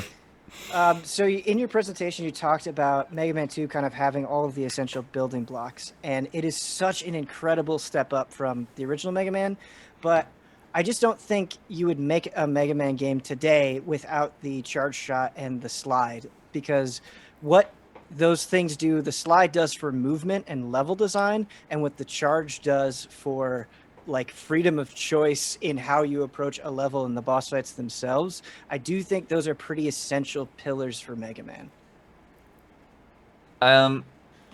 Yeah, I mean they're definitely great introductions. But I think that, you know, like this actually had its own version of the charge shot with Heatman's shot. Like it was sort of the precursor to being able to do that with the Mega Buster. So it's not 100% absent. But yeah, I think that, you know, those things are still valuable, but I think that, yeah, not necessarily essential. I still feel like going back to this game without those things, you know, I can still enjoy it a lot. Okay, next question. I think the boss weapons in this game are pretty imbalanced to a detrimental degree. Like the metal blade is just like so overwhelmingly powerful that it cuts through so much of the design of the game, and you don't have to spend a lot of energy to use it. And then the boss weapons are used like in some annoying ways as well. In Wily Castle, like you have to use the bomb against one of like this turret boss, and it's just like a super low point in the game. And so I think like the idea of the boss weapons was done a lot more creatively and better in later Mega Man games. Yeah, I mean, I definitely agree that turret boss is probably the weakest boss, period. And I think one of the things that's kind of interesting is that some of it comes down to how you approach using a weapon. You know, like the metal blade, where yeah, you can grind and you can rebuild your weapon energy, but if you're just playing straight through the game, a lot of the times, you know, if you're using a single weapon a lot, then you're gonna have to switch to something else just because that meter runs out. Is there a way? I saw in the video that you can like summon your dog friend to get over that invisible block part. Is that how you get past That's that? not the dog friend. It was sort of a precursor. There's like 3 different machines that you have. But there's a way around it, because that part was always so hard for me. Okay, good. Okay. Bloodworth, you talked a little bit about the music. Why is the music important in Mega Man 2? I think it's something that like really cements and hits on those vibes. I think it actually plays into the rhythm of how a lot of the enemies move around in the levels, and conversely, like the rhythm of how you sometimes will attack or take on certain platforms. Do you think it's a high point for the series musically? I think it's easily the most remembered of the series. You know, I don't know if you put everything back to back, if there'd be other ones like this is actually better, but nobody played Mega Man 6, you know. But you know, I think this one, like, you know, Ian's got the thing, you know, like this is really the one that I think the most people remember. Yeah. Yeah, you want me to play some of the music? 55 seconds left. I don't know what to say. Ben stole my questions. He was thinking right what I was thinking. He was thinking one step ahead of me. Those sprites were flashing in that gameplay. Was that just capture? That was the old Just capture issue we used to have okay. back game trailers. Sometimes the sprites flickering, not showing up. Yeah, classic. Depends. I'm not sure exactly what. Just sometimes Mega Man just Brandon wasn't was- there. He just vanished. He would get hit. Oh, and it's that like, would- yeah, where'd that he would be a go? Or there'd be capture like a issue big then, yeah. square missing from a boss or something, or like. The square missing from a boss would be a NES Yeah. limitation. Yeah. The thing I could ask is just about: do you feel does this game hold up as much because relying so heavily on the old school NES difficulty challenge of get hit by something, get knocked back into pit. A lot of levels revolve around that being the biggest hurdle. Whereas I think future or past Mega Man games did a better job of that. They have like better level designs that actually are crafted to be fair and challenging and a little bit more enjoyable. Whereas this is just sometimes frustrating. This will be the final question. Yeah, I mean, it's interesting that you say that because I feel like the later games go both ways on that. I think some of the other Mega Man games are, better about that. Some of them are way too easy on that kind of thing, but I feel like a lot of them tend to just be more punishing on that level. Especially like when you start looking at this stuff when they did with like 9 and 10, like this just very, very difficult games. Nice. God, blood. That's it. Yeah, good job, great pick. You shot a bullet through my heart, Blood. Bon Jovi. man. This is a tight. Shot through the heart. I can't Yeah, wait. got us The DMCA pressure. band. No, I'm Hang, just hang kidding. on to your Remix. butts, ladies and gentlemen. Tell me why. I will be playing a song, but I will be playing it on my phone. Oh. So everybody can hear it. Aw, Okay. shit. All right, baby. Hit that timer. It's totally... Yeah. What's that? What's that? What? Oh, that's right. I am unironically bringing the Elder Scrolls V Skyrim to the Hall of Greats. I have nothing but love for this game. This game has been nothing but good to me over the years. All of you know how much I love the bow and arrow. This is the best bow and arrow game that anyone has ever made. You can slow-mo to zoom in on a dude. You can hit a skeleton and their skeleton head pops off and goes flipping slow-mo into the distance. Before your Breath of the Wilds, which is another game I greatly love, this is a game that really celebrated exploration. This is a game that invites you to like get out there into the wild, go explore crazy stuff. If you go as far as you possibly can into the north, you're gonna feel like I've crossed some boundary. Like I shouldn't be here. It is so cold. It is so frigid. It is so windy. It is so cloudy. There's barely just ice blocks that I can stand on, and yet there's still stuff to find. There's still random camps that you can bump into. There's still enemies that will sneak up on you, dragons that'll swoop in from out of nowhere.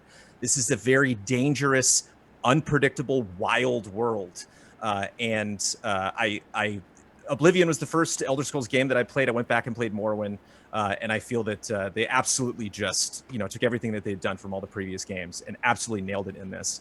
But I think one of the things that I find most impressive about this game, and why I'm not just bringing this game to be cheeky, because this is perhaps the most memeable game of all time, is for two main reasons. One, this game came out in VR recently, and I replayed it, and I played as a mage, which I never play in any RPG ever. It doesn't matter if it's turn-based, doesn't matter if it's, third-person exploration, doesn't matter if it's first-person.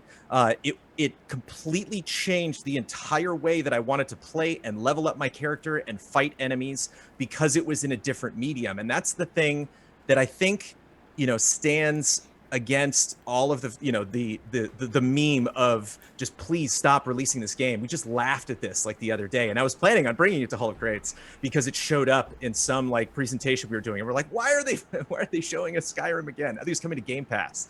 Yeah. And I think this game keeps coming back because it is such an interesting benchmark, as I said, like for exploration, for an open world. I currently have this game downloaded on my Nintendo Switch. And like, yeah, this isn't the prettiest version of the game, but like, boom, there I am with my bow. I can run around this world. And I just feel the same sense of exploration, the same sense of wonder when I go out, when it's nighttime, when I see characters move around in real time. There's a quest at the beginning of the game where you go out and I teleported back into the city because I could. I just fast traveled, and I turned in the quest and talked to the guy. And then walking back, I passed the person I was doing the quest with. So the game wasn't just like, well, you left that person, so I'll just toss them out into the ether or just reload them into the code. It's like, now they got to walk back. Like, this is a real world that the characters have to contend with. And there's so many role-playing games I've played where they're like, you know, oh, we're there's bandits. Valhalla does this. There's bandits over there. We got to deal with these bandits. And it's like, cool, I can see them. They are right there. You know, like, we've never been in that cave before. Like, it's the only cave on this island. No one in this, you know, town has ever been there. But when they say, you know, you are the Dragonborn, you have to go and speak to the people who study this. You have to talk to these people, you know, because you are somebody very special. You're going to get powers that nobody else in this world has. And there are these mages that you have to go, and they are at the way tippy top of that, you know, mountain. When I get to the top of that mountain, it's like, I get it. I get why nobody even bothered to come up here, because that was a very long trip to get up here. There's something about the scale of the world that's really great. And it's such a moddable game. Yes, it's moddable in the ways that you can make crabs insanely huge. But I think because I think the world is so well built that it's something that people have such concrete opinions about how it should look. You know, when gens get better and when new mods come out, it's like, wait, we're not there yet. Look at how good that tree can look. Look how amazing that horizon can look. Look how much we can improve this game over time. I think, you know, millions of players and dozens of versions can't be wrong. I think the game has a wonderful script, a lot of really neat characters. Yes, there's only like 12 voice actors, but I think, you know, considering how many classes you can, you know, the direction you can take your skill tree, the different organizations that you can join, and it has an absolutely unbelievable soundtrack. It's just a game I love coming back to again and again. No regrets. Good job. I've got questions. No regrets. I've got questions. We got No questions. regrets at all. All right, somebody go, and I'll Go say. ahead, I'm gonna go. All right, Jones, thank you. Over the years, you have made me appreciate being all powerful in a video game. Every game doesn't need to be hard, but Right. with Skyrim, with exploration, I love when my exploration is rewarded. I love going off the beaten path, getting XP, finding something, and then using that to overcome a challenge. I feel like my exploration was never rewarded in Skyrim because you're so powerful. You're so strong. The game rarely pushes back. Did you have the same experience, or do you think that's okay and it's part of the game?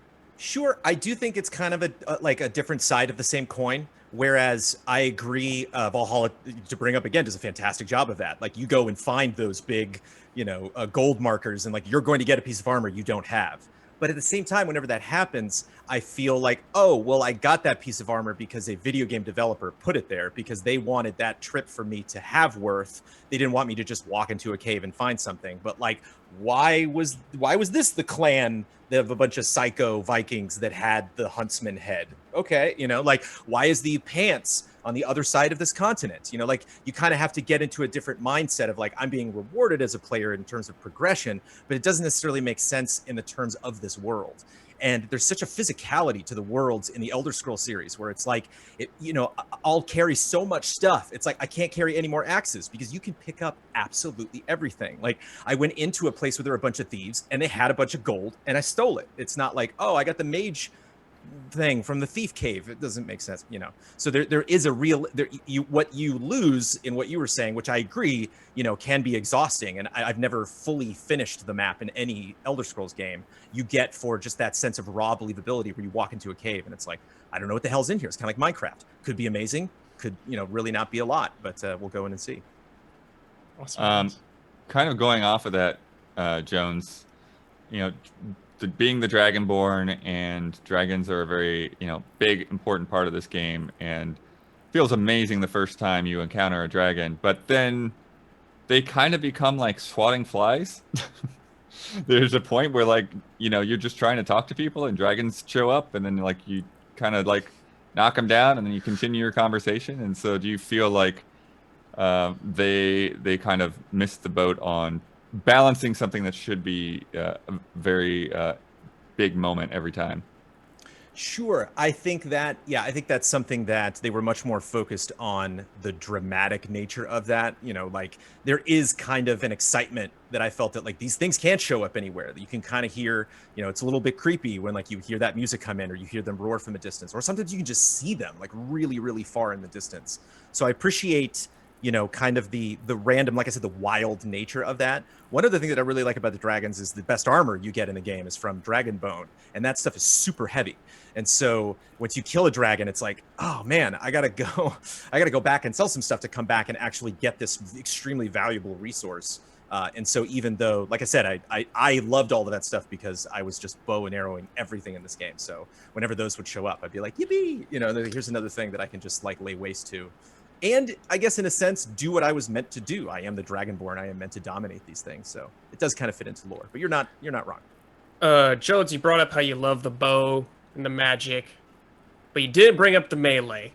Now, this is a hard thing to do in first-person games, but it's not good here. It's not good. Like, fighting a dragon melee sucks, because I did it, and it sucks. And I agree, bow and magic is fun. How do you feel about that? That's a good point. I wonder, I haven't really dabbled in with like the compatriots you can bring with you, like the people you can have. I don't know if you can like have them specialize in anything, or if it's good to have them with you so they can distract. I do, definitely, I do admire this game because I have played it in a lot of different ways, and I think that's something that Elder Scrolls claims to do, is to kind of be like, hey, you can take any direction that you want to.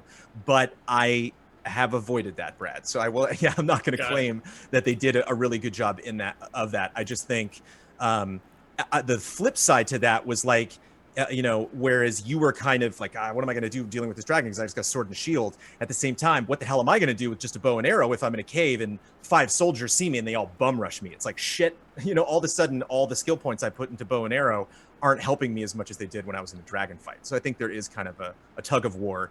It's just a bummer that dragons are so heavily featured in the game. If that was the thing that you picked, kind of takes away from those tentpole fights. It's still super buggy. Yeah. Still, even to this day, depends. Yeah, Jones, how is a game that is as janky as this? I mean, this game is certified jank. How is a game like this? Yeah, like not just that, like the bugs and the issues that can sometimes affect your progression, but also enemy AI just being rather incompetent. Like, how can a game like that be qualified to be in the Hall of Greats? Final question. I think it is Damiani, I love open world games. I've played a lot of them. I don't think I've ever played an open world game that I've made it through. Even if I was to one day bring back, talk about Red Dead, talk about Grand Theft Auto 5, some of the best games I've ever played that were open world games, like they're all broken. Like Valhalla, I'm playing right now, this game is broken as hell. So like, I think you're going to run into issues. I just think where the excitement I still get from playing Skyrim, as I mentioned before, is that wild nature. Is like, for every weird glitch that happens, I'm gonna have some enemy sneak up on me because like I just couldn't hear them. I didn't even know they were in that room, or I didn't know that these things were gonna come popping out of the crypt when I came down into this cavern, or that when I was gonna pop out of this cave, there were gonna be bad guys that were in this castle that I didn't know they were going to be there. So it has an unpredictable nature to it that sometimes doesn't work out the way I'm sure Bethesda wanted it to. But I think that there are rewarding aspects to that as well. Nice job, Jones. Good job, Jonesy. Jones, I still really want you to use a bow. Shadow of the Colossus and Final Fantasy Tactics, forget about it. I still want you to use a bow in Destiny, Jones. They're divine. I was like, Skyrim would be a great number 3 going last. Have you played Dragon's Dogma yet, Jones? You're talking about the best bow? Dragon's Dogma, dude. You would love Dragon's Dogma. Oh my god. Dark Arisen's on Switch actually plays all right. I don't think I had any bugs in Breath of the Wild. Plays all right. Maybe I'll bring it. We'll be back in 3 months. Maybe I'll bring it. I was trying to think of bugless open world games. I didn't really have any in Breath of the Wild. One of my favorite game mechanics of all time is slamming your shield in Dragon's Dogma. So cool. So freaking cool. I can't get over how colorful Mega Man 2 and Sonic Mania are, and how dour all of our other packs all the other ones are like weird how that works out. White text. You can barely even see Skyrim. Hey, Dead Rising's jolly. Yeah, I would say Dead Rising is like equally jolly as, and Skyrim's pretty fucking jolly, honestly. Hey, Dark Souls pretty jolly. Okay. Yeah, I literally mean just talking about the logos. Just the logos on the yeah. Sonic Mania and Mega Man are just I need to be reminded of the order. The choice is clear. It was Ben, me, then then was it Ian. Huber? Huber. Or it Oh, was Huber? it was Huber. Then Yeah, Ian. Huber. Then- Oh, I think Ian. Ian, Screaming Argonauts got it right and here. then Brad. Oh yeah, then- they've got it in chat. Oh, Ben, Damiani, Huber, me, Don. Brad, Don, Blood, Jones. yeah, Brad, Don, Blood, Jones. I Thank think you. I just refused. And to I got the vote, order here, honestly. I'm gonna feel good about So- some games getting good tonight, dude. These are all great. Yeah, I'm just gonna Yeah, feel bad about whatever no doesn't real get in. losers Everything deserves to tonight get in. here. Yeah. I There's some really good posted picks. in events the list of the 8 nominees for all of you. So simply DM me the 3 you want to award chips to, and after you are done with your speech or your little confessional part, and then I will tally those up when we get back, and we will reveal who are our 2 new Hall of Greats. Give me a sec. I'm gonna have to. Question. What's up? How do we tell when the person before us is done and we can Just start wave. without hearing them? I am probably. I mean, I don't remember how I did it I'm gonna have to be watching at the very least. Maybe I'll just have the thing. Just off, take our the audio headphones off, and yeah, when you're done, Yeah. just wave. Yeah, you'll have okay. to give me a sec though, because I need to get. I'm gonna have to make your cameras a little bit bigger for this, so just take a second. Yeah, we're fine. All right. So I am ready for Ben whenever you are good to go. The rest of us just take off your headphones and just chill for a bit. I'm just gonna turn the volume down. So I send what I'm voting to you after I do my cam thing. What? All right. I really don't know what I'm gonna vote for. My heart is torn all over the place.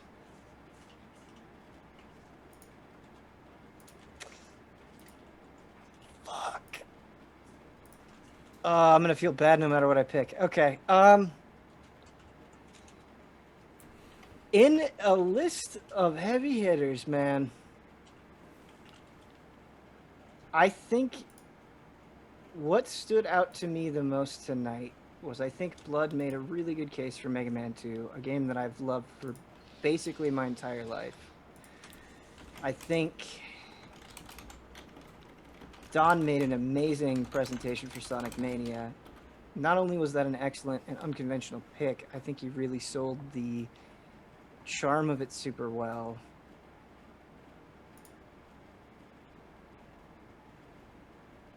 And I don't know what the last one's gonna be, dude. Because I think presentation should matter. So I think Damiani's passion for Shadow of the Colossus was really on point. Okay.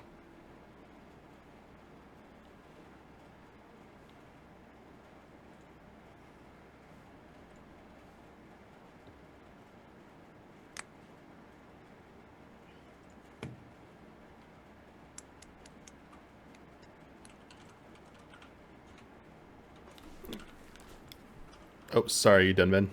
I'm done. Okay, 1 second. Let me And then I sent it to you on Slack, right, when I'm voting? Yes, thank you very much. Give me 1 sec. Oh, I just realized I can't do that actually. Hang on. 1 sec, chat. I have to do it this way. Almost ready.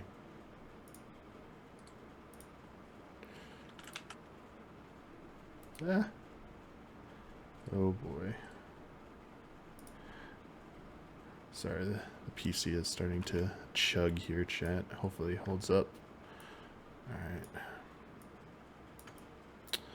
Alright, I'm just about ready. These are our past winners, FYI, for those of you wondering what these game titles are. These are the previous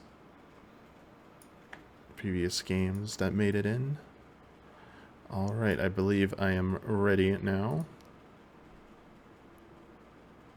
Yeah, I'll just I'll kill that. Alright. So dang, yeah, I have to do my picks too, don't I? This was a tough one to do for sure. There were a lot of good games here, and I think the presentations were pretty good. even Dawn, with Dawn bringing the passion there, and the Dawn charm for the Sonic Mania. So I feel very conflicted this time. I feel like I'm drawn the most to Silent Hill 2, Final Fantasy Tactics, Dark Souls, Mega Man 2, and Sonic Mania. Those are the 5 I feel like I am drawn to. And I feel like picking 3 of those is going to be really, really, really hard. So, man, really tough all around. But I think at the end of the day, writing it out here. Yeah, maybe.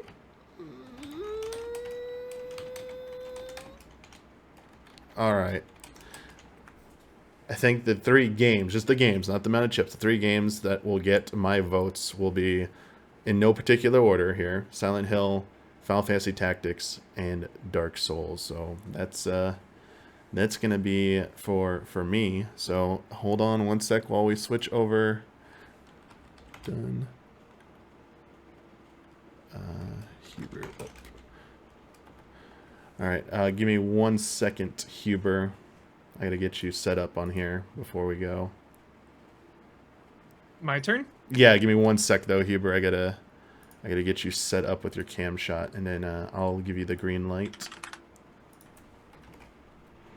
It's the only bad thing about cropping these the way I'm cropping them is it's harder to quickly switch over.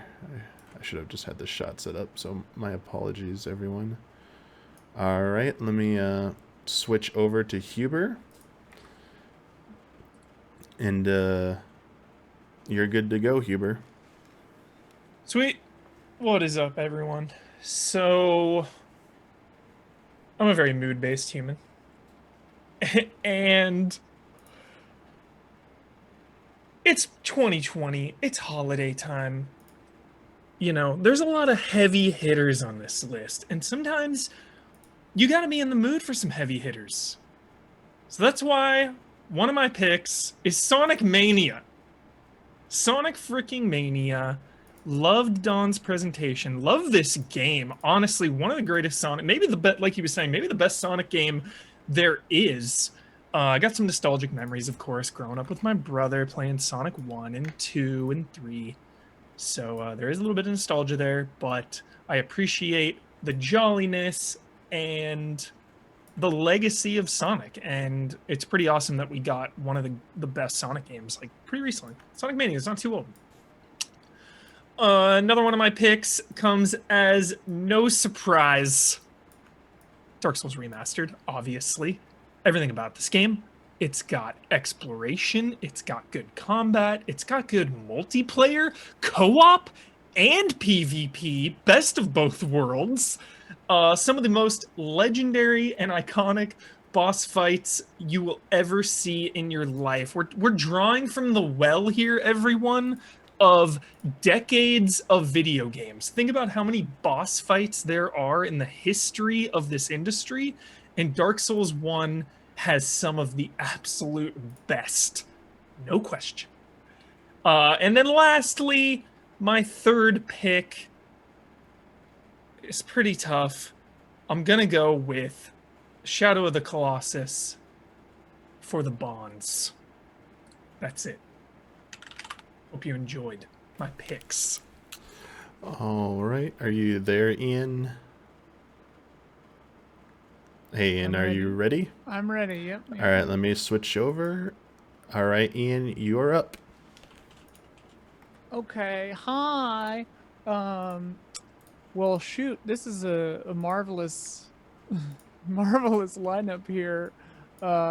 Between Silent Hill 2, Dark Souls Remastered, and Final Fantasy Tactics, which I brought, and Shadow of the Colossus, those are my horses in this race.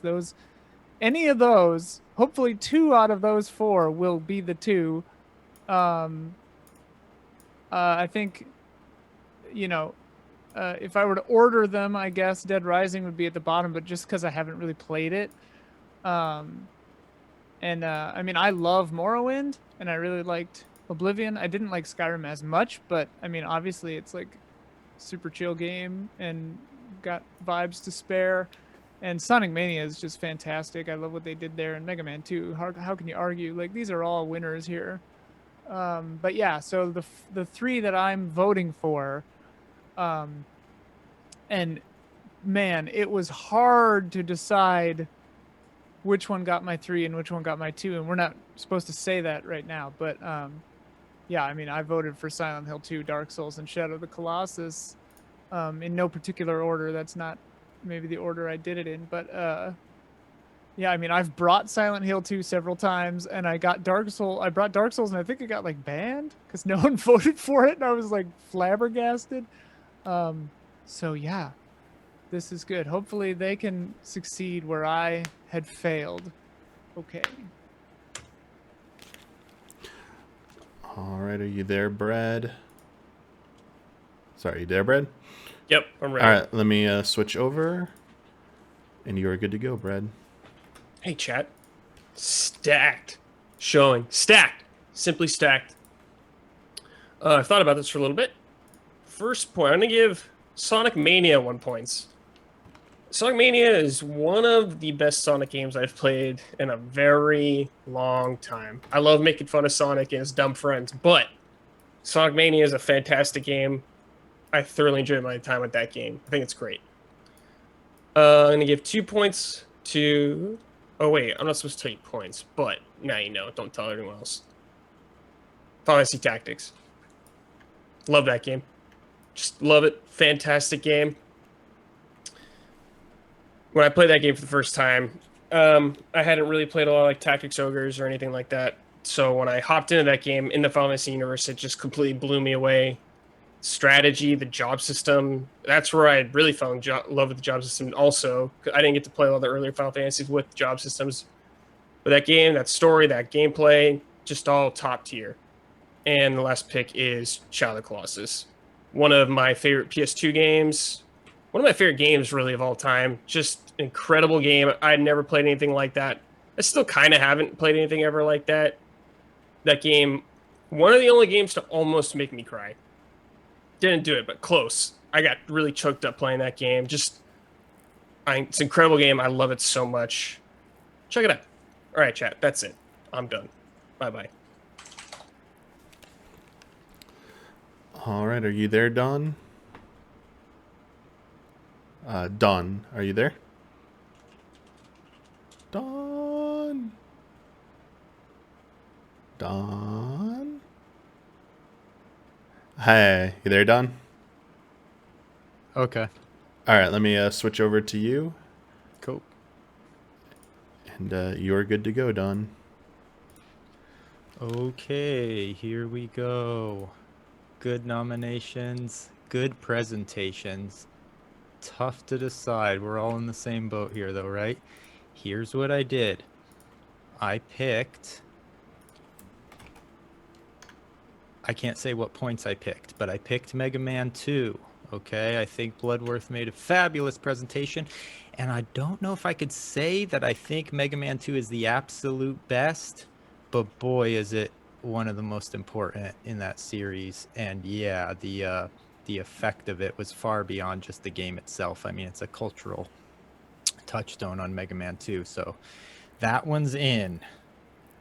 Also in, Damiani, really nice presentation. Shadow of Colossus had a similar effect on me. It changed the way I thought about what video games could be, and the remaster was pretty good. It was fun revisiting it. There's obviously more that could be added to the game, but what it did so good and so different, and boy, did that, going back, the game almost gives me goosebumps thinking back to sometimes some of the interactions I had with it. That's on there.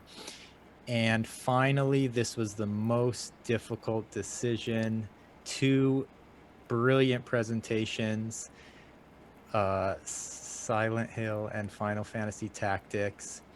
Really good presentations on both. I'm gonna, this time, give it to Final Fantasy Tactics, because believe it or not, this is a game I have not played, and Ian's presentation truly made me want to play it. I give him a point on this.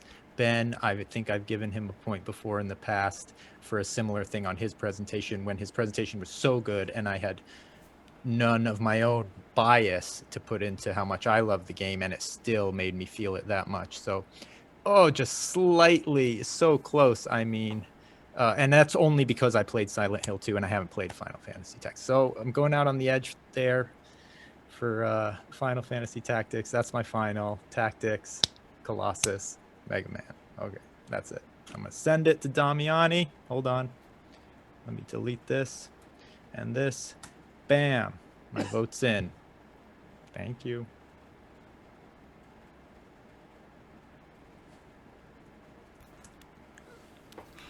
All right, one sec. Bloodworth. You ready to go, Bloodworth? Yeah, ready to go. All right, let me throw you on. You are good to go, Blood. Sweet. Yeah, this is a crazy one. Yeah, I think that like there's so many strong contenders here. The thing that really I think comes down to on this one are the games that I think are just they're just gonna keep coming back. They're gonna keep coming back. They're like just they belong there. They just haven't gotten their turn.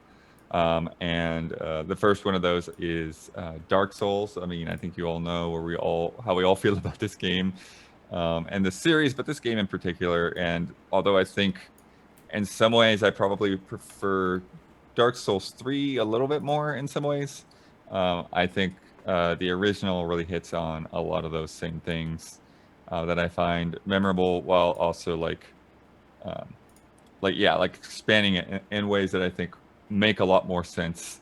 That like Demon Souls didn't quite get there yet with the the connected world and with the Estus flasks, which it's funny because I think Brad said something about Estus making it easier, but in some ways I feel like Estus actually makes it harder because you can't just have a billion items hanging out on you.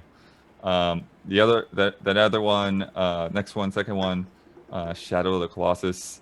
The Damiani said it. It's unique. It's massive. It's epic. It's just I've just got a text from Jones. I'm not sure what it's about.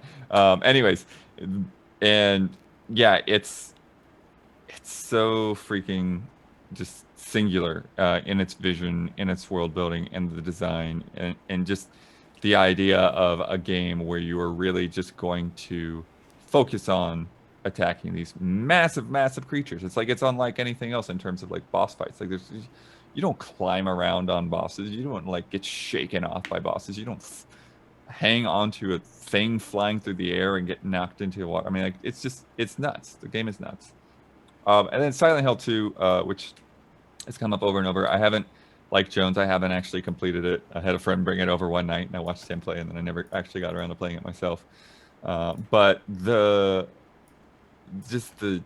way that game soaks into you in the fog and the terror and the feeling that you get of playing that game late at night, I think, along with all of the story implications that everybody's brought up when they brought up the Hologrades, yeah, I think it's absolutely one of the landmark horror games, one of the best horror games that's ever been made. So there we go.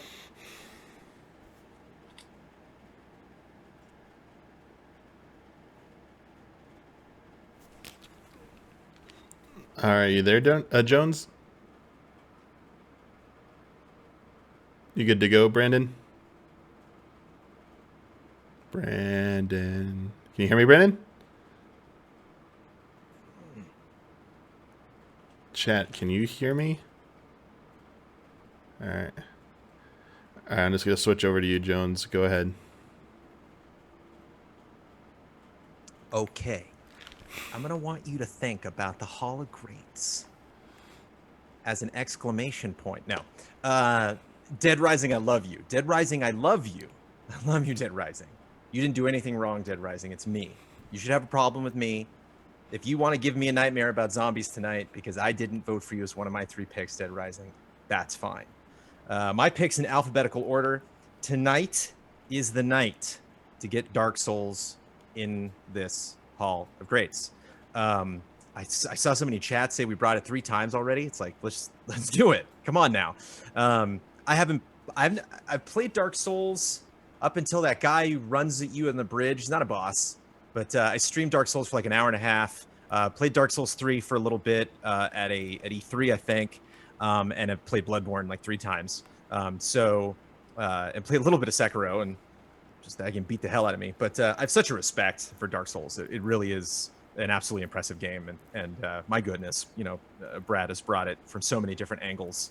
I think Ian maybe brought it once. I just think a lot of people have talked about that, and I think it's time. I have never finished Final Fantasy Tactics, but I think that should absolutely be in the Hall of Greats, because that is like borderline novel. It's a novel. I know it's something Ian is actually very attracted to. Literary games and games that have just a very, very dense lore, a lot of characters, lots going on. Not something that you can just kind of, get a whiff of and you're done. I remember, he showed footage of the Final Fantasy retrospective. I remember when we did the retrospective, that was without a doubt the most difficult game to surmount. That you can't just breeze through that game. You can't, not only from a difficulty perspective, but there is so many people to meet, so much dialogue to read, so much story to absorb. Each level takes like an hour. That is just a dense, super impressive game. And I would put Final Fantasy Tactics in the Hall of Greats purely on the font alone. That is such a satisfying font that they use for all the dialogue. It's just it's so pretty and wonderful. For my last pick, alphabetically, I would pick Shadow of the Colossus. I think that game is really impressive. I think the thing that really stood out to me that Damiani said is, even with Ueda making other games, and even with the evolution that you can see from Eco to Shadow to Last Guardian, there's nothing like Shadow. Nothing even remotely comes close to that game. And the fact that I really do think that if you go back and you play that PS2 version, it still hits you, right in the bowels. I mean, that game just absolutely rocks and is so immersive, and that world is so incredible. I think it's really a game for everybody. I think it's a crowd pleaser. I think you can hand that controller off to anyone that enjoys any type of game, whether it's a puzzle game or action game or RPG or whatever, and they will appreciate it, because it is just an absolute work of art. So tough list, but those are my 3 picks, definitely from the top of the list. All done. All right.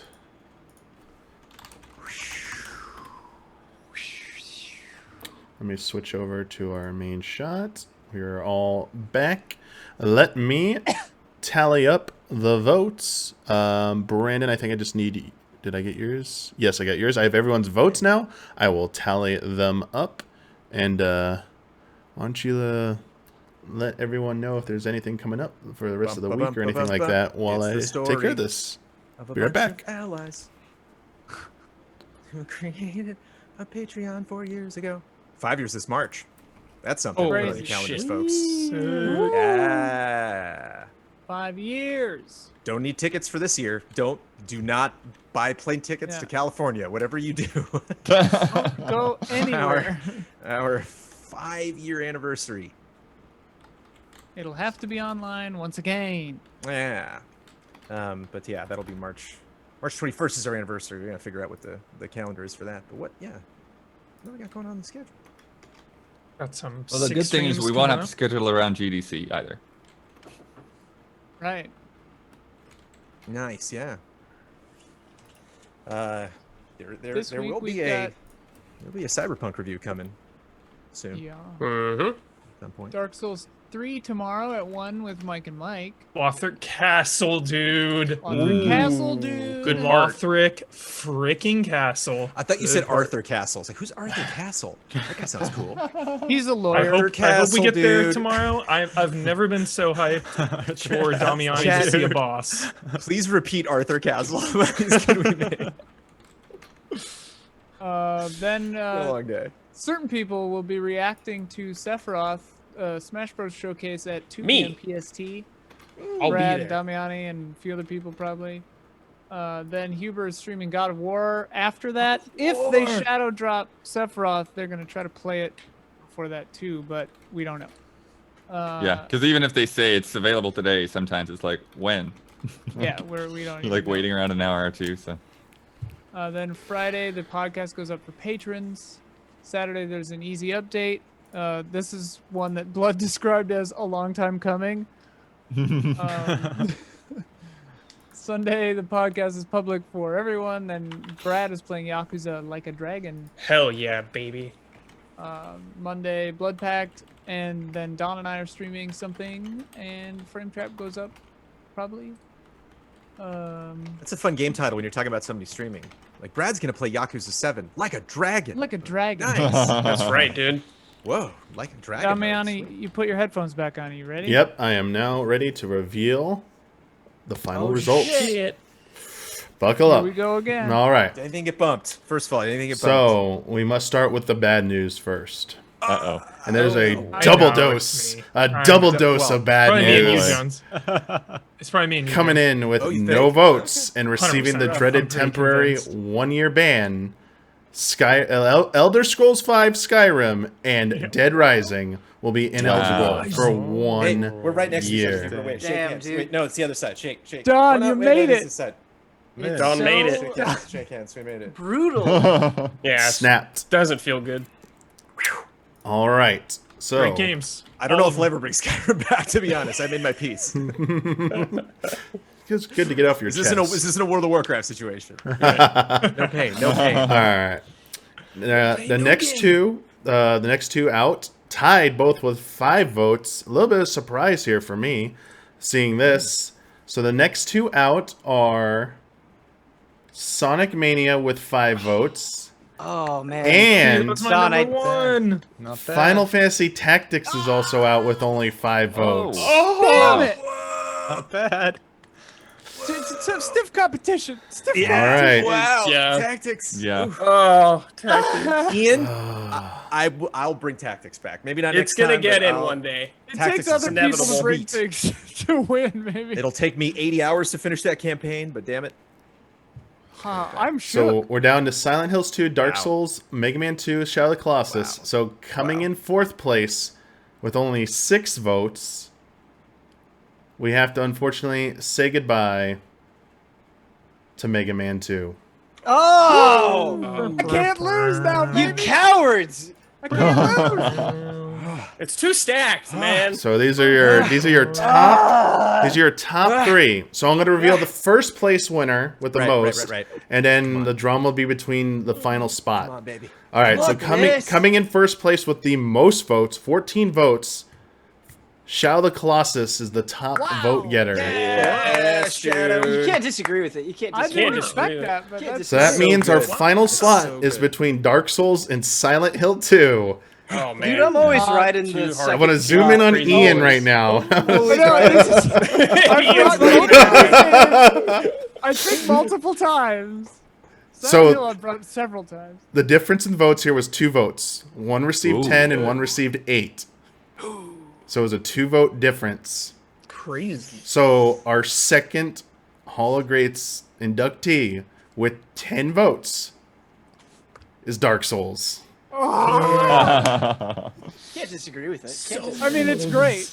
My number 2, baby. I gave They're it 2 both- votes. I Yeah. gave it 2 votes. It It's was time. my number 2 It's as time. well. It's time, It's time. Jones. Dude, getting that Jones vote So- for Dark Souls feels good. That was the first thing I said, Brad, because I went in alphabetical order. I was like, it's time. Come on. Let's get it in there. I can't. It'll Silent hurt Hill my 2, dude. soul to hear you or Ian talk about Dark Souls one more time on Hologram. Yeah, he just wants to stop talking about it. Stop talking. Works for me, dude. Get them all out of the way. Yeah, The not even silence Ben's vote. silver tongue can get Silent Hill 2 into this damn It was Hall of because Greats. the way I tallied them, Silent Hill rushed up to first place early and got up to those like almost 8 votes. I was like, oh well, Silent Hills 2 is going to be one of them. And then Dark Souls and Shadow of the Colossus just like caught up and passed. I was like, I okay. genuinely don't understand how Silent Hill 2 is not in this hall. I don't know. Because there's Next so many time. good games. That's why. Yeah. Yeah. There's a lot of Yeah, games. but Got good games there's left. only one Silent Hill 2. It's true. There's only one. Well, of I everything. mean- a lot of ones I of mean, everything. from my perspective, if somebody wasn't finished There's the like game, 12 Skyrim. every time Silent Hill 2 comes back, all Sure. the person talks about a story. It's like the main thing. People aren't like, it's literally just like, this story's really good. And so I'm like, cool, I know the story. It's just interesting that feels- like that. That's what I noticed this time was I was like, wow, we really just kind of go back The to. votes add up to It 40. feels to that. real good to smash a guy with a board with a nail in it, and you can do it the whole game. Does. Good call. I think that's That's it. how you get I my need vote. to- You lean in on that stuff. I need to not see those cutscenes again. I think that might make an impact. I think if we actually like get into the, like Duly remind me noted. like what those hallways look like, what that world looks like, what the grain, it's like The it's like map you is get into the really world, freaking cool. hear the It music. is really good. Like yeah. I guess Hey, I'll have to make a. it's crazy eligible in video. 3 Maybe we months. need to do like partner Hall of Greats. People team Partner up. Hall of Greats. Tag team. The tag team. That sounds a lot like Greats. alliances. Tag That team all sounds- greats, dude. The alliance That version. sounds- Funny. No, that sounds Which dangerously close which to four could alliances. get a which we only picked 4 nominees. Yeah. We got to pair up. Done. One night only, yeah. You do Oracle of Ages and I'll do Oracle of Seasons next time, okay? And we'll If get you, them do, both. Oh, if you do tag teams, though, you have to have run-ins. Oh my gosh, yes. Has anyone ever? No, I don't think anyone's ever gotten this devious that you run a spoiler vote, like you just put something in that you know will tank, to make sure no. to shore up No. votes for something. No. else. I mean, Skyrim? They always get I mean, 0 I've read votes Skyrim. though. They always get 0, so they don't work. Skyrim. Well, no, Doesn't that's matter. More don't Yeah. split the vote as much. Skyrim, the anti-Silent Hill 2. Yeah, exactly. Thank you, Jones. Exactly. Yeah, somebody had to say it. It's banned for a year. Second time banned, right? Skyrim has been Is banned it? twice. Holy It's been banned shit. twice. I aim for that ban every time. We just make a thing. If it get the Bullseye. third, Yo, the is third it ban 3 is a bans and you're out? the third ban is a Three perma ban. bans? Yeah, Oh, yeah. is it? Oh, That's man. yeah. If you get three Yeah, three and And at that strikes, point, yeah. we're just gonna have to ban Jones. Like I think 3 consecutive bans. Jones is out. Like, sorry, you're no longer. You're no nominated. longer allowed. Did Plants vs Zombies get a vote? I don't know. I can't remember. I think PVC might have gotten 1 vote. Who knows? It's on the thing. Some high was stakes. exhausting. Let's check Permaban. hallofreaks.com. Stuff. Nah, there's no perma bans. There's just temp bans. You gotta give it a cooldown. Hallofreaks.com links to the wiki page now, Which is which is more up to dynamite. date.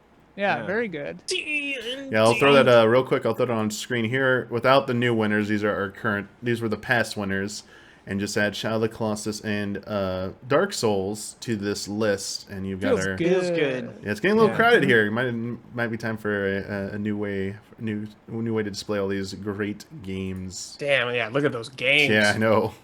Good games. It's a lot. So yeah, Damiani got Skyrim banned before. Mhm. Proud of you, Damiani. Jones got Band GoldenEye bros. banned.